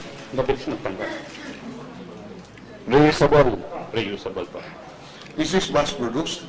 Actually, sir, if you go to the dark web, sa internet, you can buy it off the shelf. Which is the question that I was leading towards. These are not regulated merchandise. These are over-the-counter merchandise that you can buy. Meaning the battery, the IC, the camera, it's over-the-counter. Yes, sir, that's actually part of the cell phone. So these are all legal merchandise that they simply put together in order to perform their criminal deed. Yes, sir. So I would like to recognize and acknowledge the presence of our distinguished Senate President, Senator Coco Pimentel. Good morning, sir.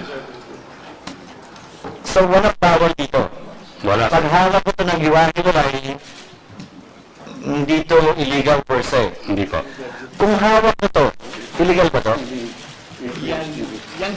Is there a law saying that this is illegal? Yes, sir. RA 8484 would count that as a device that would attempt to counterfeit customers. Yes, sir. So mere possession of a device like this, you can already be arrested. Yes, sir. If it can be identified as a penal camera, yes, sir. Manufacturing this device is also penalized by existing law. It would be covered also by 8484, sir. Can you state the law again? Can you repeat? What law? What law? RA 8484, sir. Otherwise known as? Regulating the issuance and use of access devices pertaining fraudulent acts. Yes, sir. So, even with that, sir, we've, as BDO, implemented a lot of technologies which basically prevented the use of the traditional skimmers. So, historically for us, we were able to put it to zero in a video machine. There was no skimming incidents until late last year, which we suddenly looked at the newer tech of technology that's migrating to the Philippines. This technology is what you call a deep insert skimmers. Deep insert. Why Malalim po. Malalim. So, what is the difference between this and this? So, our technology, most of the banks have employed, we can now able to prevent this and detect this. So, they cannot get the card data. So, they may get the PIN because of the pinhole camera, but they couldn't get the card data. Unfortunately, in late 2016, a new tech evolved and started out in Europe before coming to the Philippines, which is basically this device. This device is what you call a deep insert skimmer. So what does this do? So if you are familiar with the ATM, this is where you insert your card. Okay? So previously, yung dating fraud, nandito po ito, nakalabas. Ngayon po, ang ginagawa nila, to insert this na mabilis, kapato nila yung original card. Parang pagtingin mo, akala mo nag-withdraw eh. Pero ang reality nun, pinapasok na niya yung skimmer kasama. May iwan na yan. Paglabas po ng card na lang po lalabas, may iwan na to. And that will be the one that will get all the data that Card they... data po. Now, the information that they obtain using that deep insert, do they have to recover the deep insert again? Yes, sir. Actually, they have a device that actually they use to pull out the device back out here. Parang yung ginagamit sa vending machine, tinatalian yung tingga para paghulog, ilahin mo Okay, ulit. panungkit. May panungkit siya. Okay. So, gets the data with the pinhole and creates new cards. So, this is impressive in the sense na mabilis po ang migration ng technology. Mabilis yung innovation. They invest a lot. We do have a solution that we are already deploying as video, but I would prefer that I'll show you to a more private session because it's a relatively new technology. But we have ways now to prevent it. So what we are currently deploying to all our ATMs. Sir, this is a concern I raised earlier with BPI. Since EMV will be set in place that will address this, sorry, hindi ko masyadong kabisado. Di ba may banknet? Yeah, hindi lang yung sa ATM ng BDO halimbawa. Are you part of that? Yes, sir. Pwede mag-withdraw yung ATM depositor niya. Pwede rin mag-withdraw sa ATM ng ibang bangko. Yes, sir. Whatever you're doing applies only to BDO ATM machines, Yes, sir. not to ATM machines of other banks that's part of your network, Part of the bank network. Yes, sir. part of the banknet network. Diba? Yes, sir. Is there a technicality in that situation if the skimmer used an ATM machine of another bank, but he is accessing his or her BDO? Where do you come in then? Yes, in fact, we have data that shows that in the past, I'd say more than 2 years, right? We've had cases where the compromise is a non-video ATM machine, but unfortunately, it's a video account holder who's using that card. So, sa amin din bumabagsak. We pay. I mean, that's the bottom line. The liability is with you Yes. in that situation. Right. Because we are the issuer, the cards are account holder. Although the ATM machine used was not yours. Yes. In that situation, who was skimmed? The bank that owns the ATM or the bank that will ultimately answer for the demand deposit? Actually, the scheme would be the bank who has the account holder.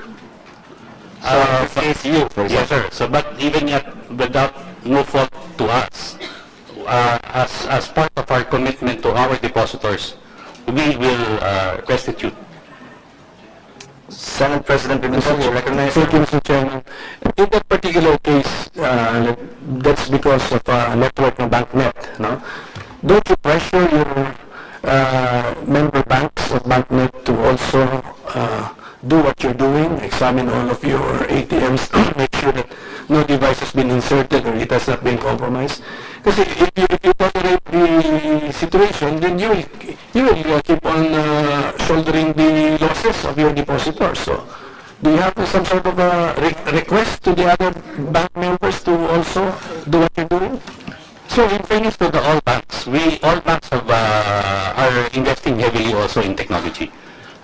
It might be in different formats or different approaches, but all of banks have invested in a lot of technology. The challenge really there is that it's just like a mutual escalation.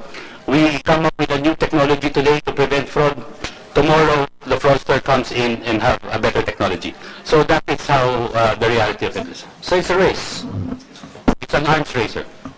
At this point in time, where are we? Are we winning the race or it's a perpetual race? I think the perpetuity would always be there. Because of the desire of some people to always try to get ahead, take advantage and or steal. Yes, sir. Any areas for legislation that you might need, if at all there are gaps that need to be filled? Thanks, Your Honor, for that question. I think based on the recent cases we've handled, in fact, there's one recent one in fraudsters caught in Cebu, I believe, right, where through the efforts of the banks and the PNP, we were able to catch the fraudsters. Unfortunately, skimming is a bailable offense, and fraudsters caught use their illegally obtained funds to pay pay for the bail and go free. Also, as majority of these are foreign syndicates, which we've learned, they immediately fly abroad and they're prevented from being litigated further. So maybe that's one area where Your Honor, she can maybe look into. That's transnational already, if at all. Transnational coordination. Second, Maybe that matter of the offender being able to leave can be addressed by the judiciary. For example, just thinking aloud, the moment an information is filed, then automatically the court should be able to issue an HD on what a foreigner is involved. We do that, may I answer that, Your Honor? We do that once an information is filed, we immediately file a motion for issuance of whole departure order. What I'm saying is that, even without any motion, what the court should issue an HD when a foreigner is involved, non-resident. Yes. Because while your motion is pending, you can still leave. That's exactly what's happening, Your Honor. That's exactly what's happening. So I don't know whether we have to legislate that or the Supreme Court can issue a rule that would automatically cause the issuance of a whole departure order the moment an information is filed against a non-resident defendant. I think that would help, Your Honor. We would appreciate to have that kind of circular. may I address this to Mr. Magdami, who is in charge of your fraud division. So this is not hacking, or is this hacking? No, it's not. It's, well, by the term hacking, sir, it's typically via passing through the bank systems and software trying to penetrate the bank systems. In this particular case, this is a physical kind of fraud. Yes, so it's not hacking per se, but it is fraud and attempts to steal from customers. So this does not touch on the IT security safeguard systems of the bank? No, not in this particular case. We're talking about a specific terminal or site that's being impacted when fraudsters come in. This is with respect to a specific I'll use what people commonly know as ATM machines. Yes. Yun lang yung pinakialaman nila at lahat ng transaksyon na dumaan sa makinang yun. Yes, Your Honor. And to effect this, they don't need the internet or they don't even utilize the internet. They literally attach a device and then retrieve the device afterwards, make whatever skimming device they can come up with, and then use that card to withdraw and affect the depositor's account. Well, actually, sir, it's really a physical theft. So they have physical access to a machine using it that for It's theft. Yes. So it's not hacking, it's theft. Sir, categorically, it's not hacking. Yeah, and sir? Yeah, thank you, Your Honor, for pointing that out. I think, let me also say that, as you said, this is all about the ATM. ATM is a channel, right? And I think our colleague from BPI also pointed it out. There's many channels through which a customer can access their accounts, can do transactions. Of course, we deal with the most branches as well. You can always go to the branch through your over-the-counter transaction. ATM is a channel. Then we have electronic banking, we have mobile banking. So we're talking about specifically just ATMs here and what has happened to us and what we're doing to rectify that. The channels, other channels are not affected.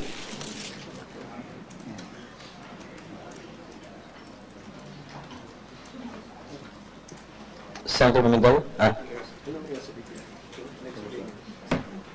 Tapos na.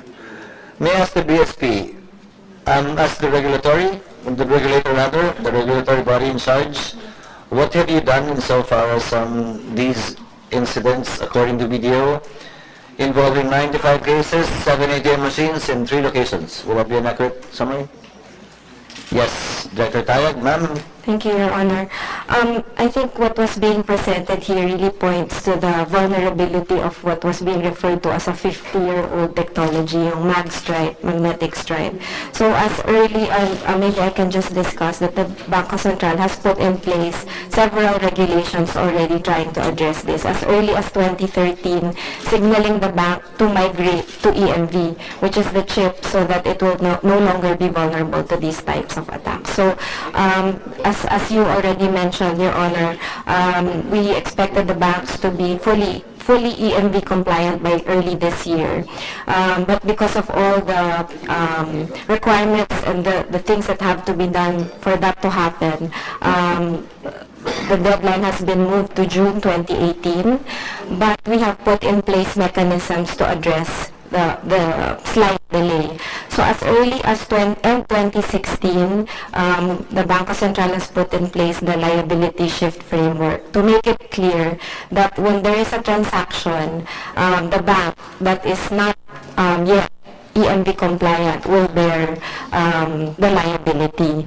And we also shortened the restitution period. So if a customer has been skimmed and funds were lost, the account has to be made whole within 10 days. So this was previously at 45 days, now shortened to 10 days. And then just last June 9, we also issued supplemental guidelines to further push the banking industry towards full adoption of EMV at a much faster pace, where it already introduces penalties, and it also requires banks who are unable to shift within the given renewed deadline to already set aside some funds or provisioning to anticipate if there will be any losses related to this. So the framework of the EMV migration and the things that we have put in place directly address this vulnerability, Your Honor. A depositor skimmed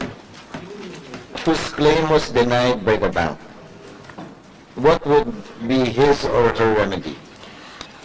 Korte na o pwedeng pumunta sa inyo? Pwede pong pumunta sa amin. As also mentioned earlier, the first line would be to complain to your bank.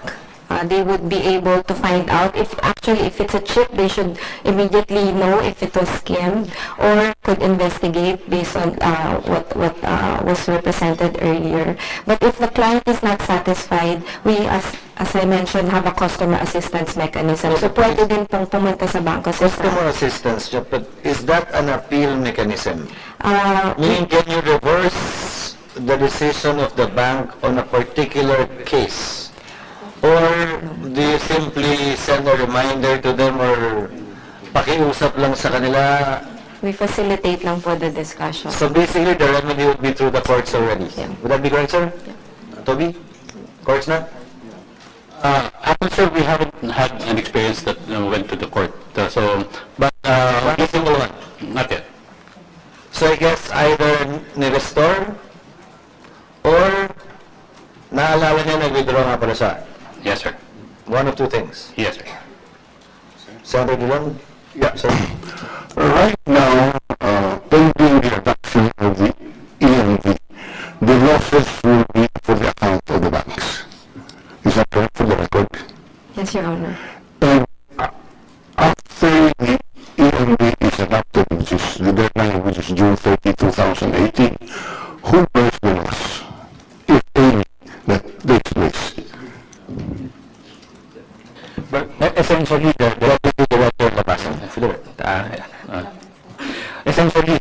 even the latest technology, deep insert, which was presented by video, can be addressed by the EMV technology. But essentially, if everything is compliant already, we hope everything, all of this will be finally resolved. So, we're saying that with the EMV, this is not happening anymore? The skimming. The scheming, yeah.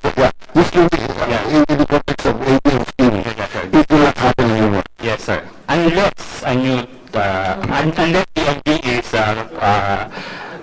compromised, but there's no indication that EMV is vulnerable at this time. Senator Dillon's point is this. As we are innovating, the fraudster as well. Habang nag-level up tayo, mag-level up din sila. Yes. I think the point that Senator Dillon is driving at is, right now, since they haven't shifted to EMV, the liabilities with them, Yes, sir. what if you're already at EMV and nag-level up din yung mga gustong magnakaw? Yes, sir. It's only then that BSP will issue a corresponding regulation. No, that's it, sir. But essentially, sir, our, as mentioned by PIA, we have already put in place technology risk management framework, and these regulations are constantly updated. We do regular scan of the global environment. If we see there is a need to revise the regulation, to upgrade the regulation, if we see that there are certain incidents which may have knock-on effect, let's say international, which may not have knock-on effects on the Philippines, then we can issue we can immediately issue bulletin and then subsequently revise the regulation. Sir, how big is your group? Right now, we're about 30, a little over 30. Up to now, it's a group, meaning lower than a division or whatever office you have. I mean, Right now, it's a group, and we're expanding. We're adding a new division within the group. a new division within the group, so it's smaller than the group. Yeah, sir. Essentially, we have 4 divisions after the creation of the new division. What's higher or bigger than a group? A department. What's higher than a department? The board itself already? Subsector. Subsector. And then Sector. sector, and then the board. Yes, sir. Right? Shouldn't it be somewhat already headed in the direction of being bigger? Given the advancements in technology and given the concerns being raised and given attacks that are being done, or probably formulated in the future or in the coming days. My boss here would be in a better position. Assistant Governor for the Sheriff, ma'am? Because as fraudsters innovate, we too should innovate. Yes, Mr. Chairman, we are actually really right now trying to consider, of course, expanding the group of our core IT specialists. So It doesn't need to be approved by the DBM through a rationalization plan, right? You can reorganize and create offices as you deem fit. it has to be Sure. approved by the monetary board, of course, Mr. course, Chairman. yes. Yes. But you can do it by yourself. Yes, Mr. Chairman. Yes. And you're headed in that direction? Yes, we are heading in that direction, Mr. Chairman.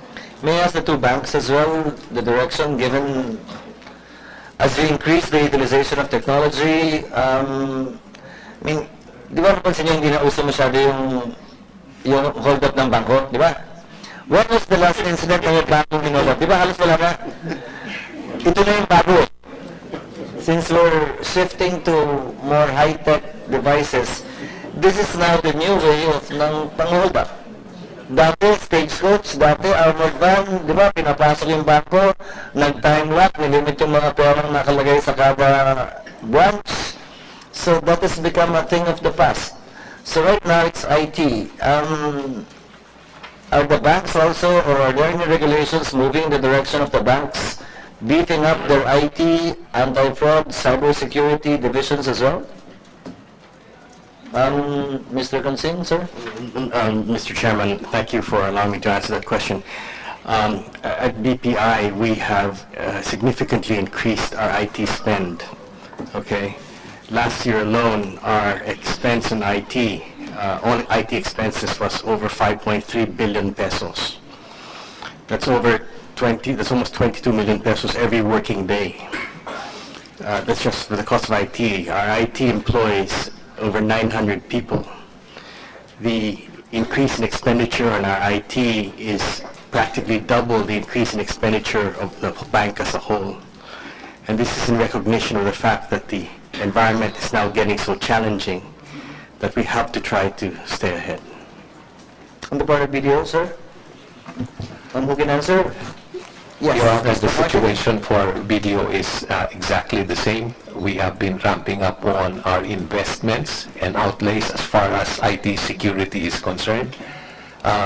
Mr. Hoxon mentioned earlier the presence and their ability to provide for a security operations center. We have done the same. We have set up our own, which also runs on a 24/7 basis. We are also engaged with a number of vendors and solution providers so that it is not just BDO who looks out for BDO, but we have other solution providers, IBM for one, CyberInc is another, who also take a look and measure and monitor as to whether or not there are attacks that are being done against the institution. On the part of BSP? As previously mentioned, the IT risk management regulation of the BSP is one of the most dynamic regulation. In fact, we have already sent to the industry a revised regulation which will essentially increase the standards for ensuring the robustness, security, and resilience of the IT environment of banks. So all of these are being addressed, and we expect to release the new regulation in a month or two. Which means they should spend more on it and look at it. Yeah, they should establish the necessary framework for them to manage cybersecurity risk, to ensure that they are resilient in the event that they are hacked or... Which includes a risk management analysis that may be unique to each bank. Yeah, which we call threat intelligence. Yeah, which may be unique to each bank. Yeah. But the regulation basically is flexible, so it allows...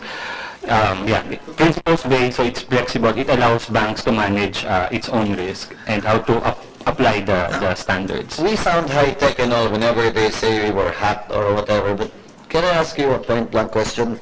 Has there been any hacking incident that you know of any bank in the country in the past? Nagkaroon na ba ng hacking talaga? Most of the crimes reported to us pertain to skimming and phishing. And Phishing. Ano naman yung phishing? Phishing because phishing is online. May card not present fraud. Ibig sabihin, parang ba na? Card not present fraud, sir. So, Card ano? card not present. So, when you do... Card not present fraud. Yes, sir. Absent yung card. So, when you buy in an online merchant, you need to enter your... Yung 3-digit PIN code mo sa dulo. Yes, sir. And the BSP also has already issued the necessary regulation to address that. You call it card not present fraud. Yes, That's a sir. technical what term. about credit card present? Yes, sir. But, Credit card, pagdamit pa yung credit card. yes, sir. It's skimming. Skimming essentially. Skimming, which will be addressed by EMB. So if it's present, it's basically skimming. You have a gadget to copy the information. Senator, Chairman, because we're putting our hopes too much maybe on this EMB. What can the EMB do, or what does it provide that it will not prevent all of these experiences? the black stripe cannot. Yeah, as mentioned by BDO, each transaction in an EMB environment is unique.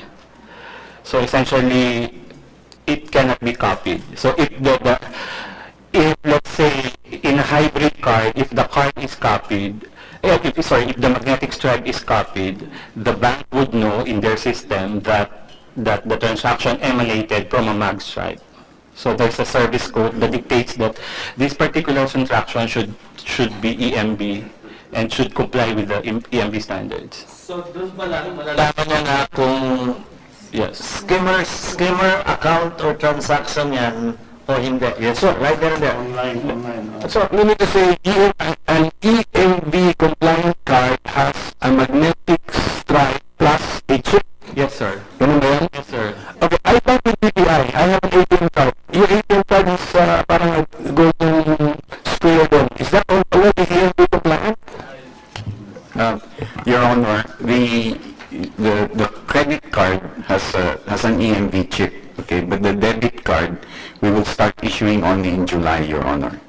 So what you have probably is a credit card that has an EMV chip. So EMV yung credit card. Yeah, but I will, Your Honor, I need to warn you, especially when you go outside of the country, right?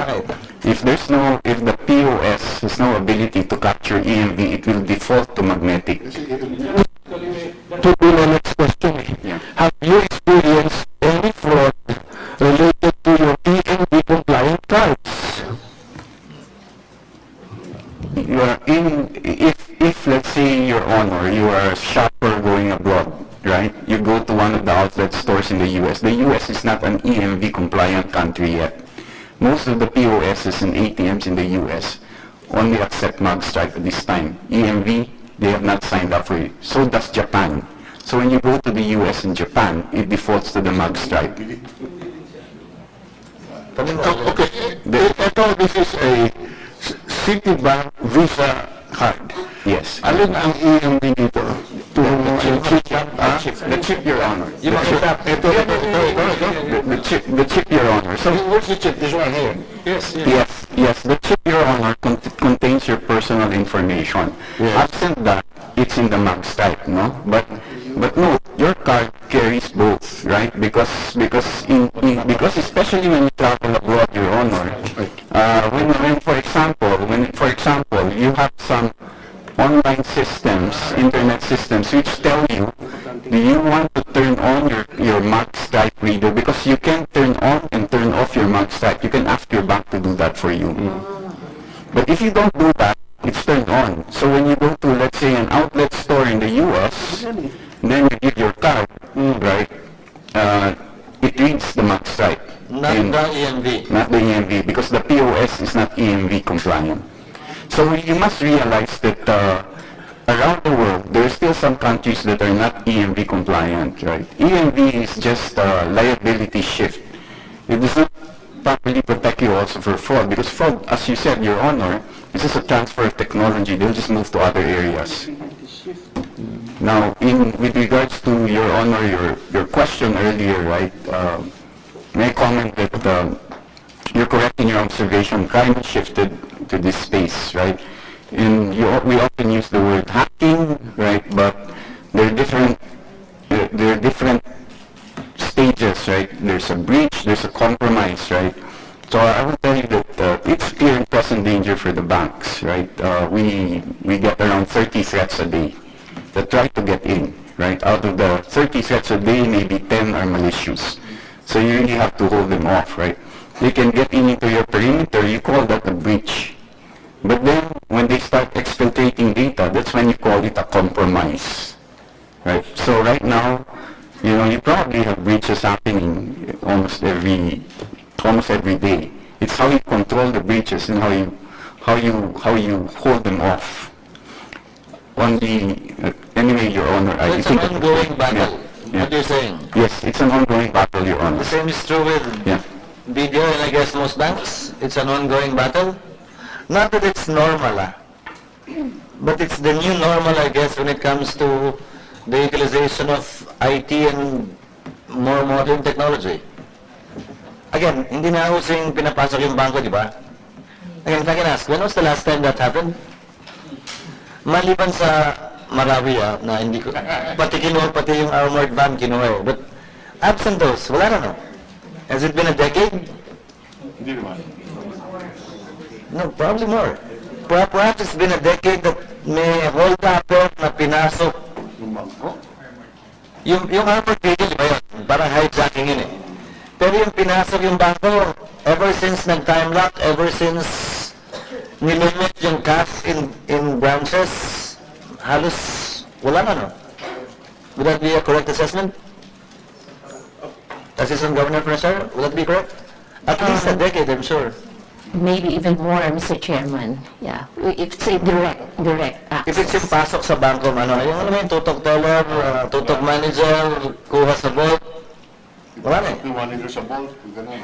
No, it's been a while. It's been a while, right? Yes, Mr. Chairman. Senator Mr. Chairman, our analogy is it's a race.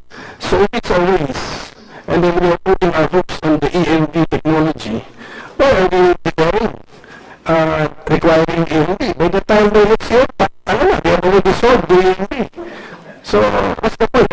By June of next year, gastusin ng mga bangko to be EMV compliant, and then another excuse is, broken na EMV technology by the fraudster. So what kind of a race is this that we are not in a hurry? Currently, sir, there's no evidence yet indicating that EMV can be compromised at the moment. And we would like to clarify as well that EMV is not a silver bullet. Banks should be able to... Silver bullet. Silver silver bullet. Banks should be able to find other ways, other mechanisms in order to protect their clients. But essentially, if you have EMV card, that somehow it protects the consumers because of the liability shift framework that we put in place. Again, it's not a silver bullet. It's an ongoing battle. You need to always fortify your security defenses. Sir, I think the point of Senator Pimentel is why did we extend the deadline? Earlier, Senator Pimentel, the smaller banks were able to comply because of the smaller number of their depositors and cards that they issued. The bigger banks would require more time to actually comply because of the sheer number of systems that they have to migrate to EMV. But liabilities have been shifted. Penalties are being imposed, correct me if I'm wrong, Yes, sir. because of the delay. And third, if I may ask, if the United States and Japan don't use EMV, if all of the ATMs now shift to EMV, does that mean that yung card, dalawa pa rin, o EMV na lang siya, yung ATM card? Can they still use their ATM card and withdraw from a machine in the United States? Not anymore. Yes, sir. No. If it is, yes, if it's hybrid. Your Honor, it's hybrid because... So yung shift is hybrid. Yes, sir. Yes. So both EMV and the black stripe. It doesn't have to be black, right? It can be silver. Mr. Chairman, and the default mode is that both are active. Both can be accessed. Yes, sir. But we are starting as well the initial talks with the industry of the possibility of disallowing fallback, because we need to achieve first the critical mass in terms of the cards and the number of terminals in an EMV environment. So once we are able Sir, to you achieve... want them to be able to use their cards abroad as well, especially Yes. given the Yes, number of FWs that we have. But perhaps the fallback can be activating or deactivating it and informing the Yes. depositor or cardholder Yes, sir. that he can deactivate it when he's here in the Philippines, Yes, sir. and he can activate it when he goes abroad. He can notify the bank to activate it if he wants to use it in, let's say, in US and Japan. Or perhaps be able to even do it online, Yes, sir. as the case may be. Yes, sir. Any other points?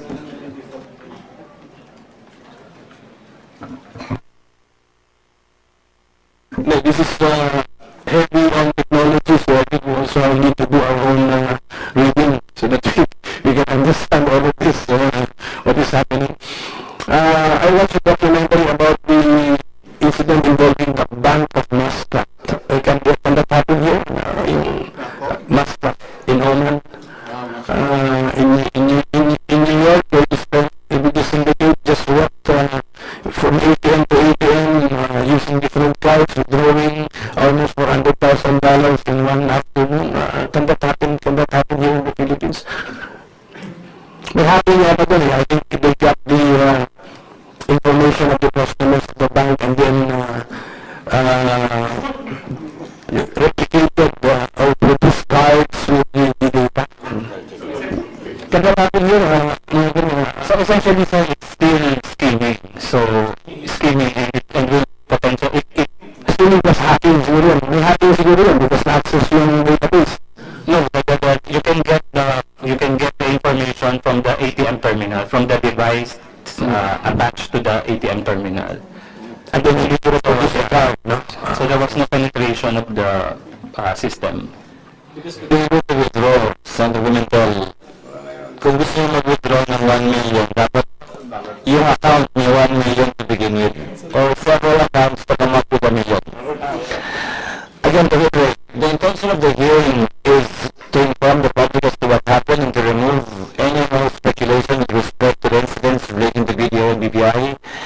And moving forward, to inform the public as well, ano na ang ginawa ng mga bangko, kaugnay na nangyari, at ginagawa para maiwasang mangyari muli, at kung paano ma-handle yung mga complaints, if any, so that recovery or restitution is done at the soonest possible time. So unless there are any other points, Hindi, titigan po pa yung sec niya na ba ito? Exacto. May I ask for any final statements from any of our resource persons before we call it a day so far as this issue is concerned? Mr. Consing, since you spoke earlier ahead, I'll give you the floor.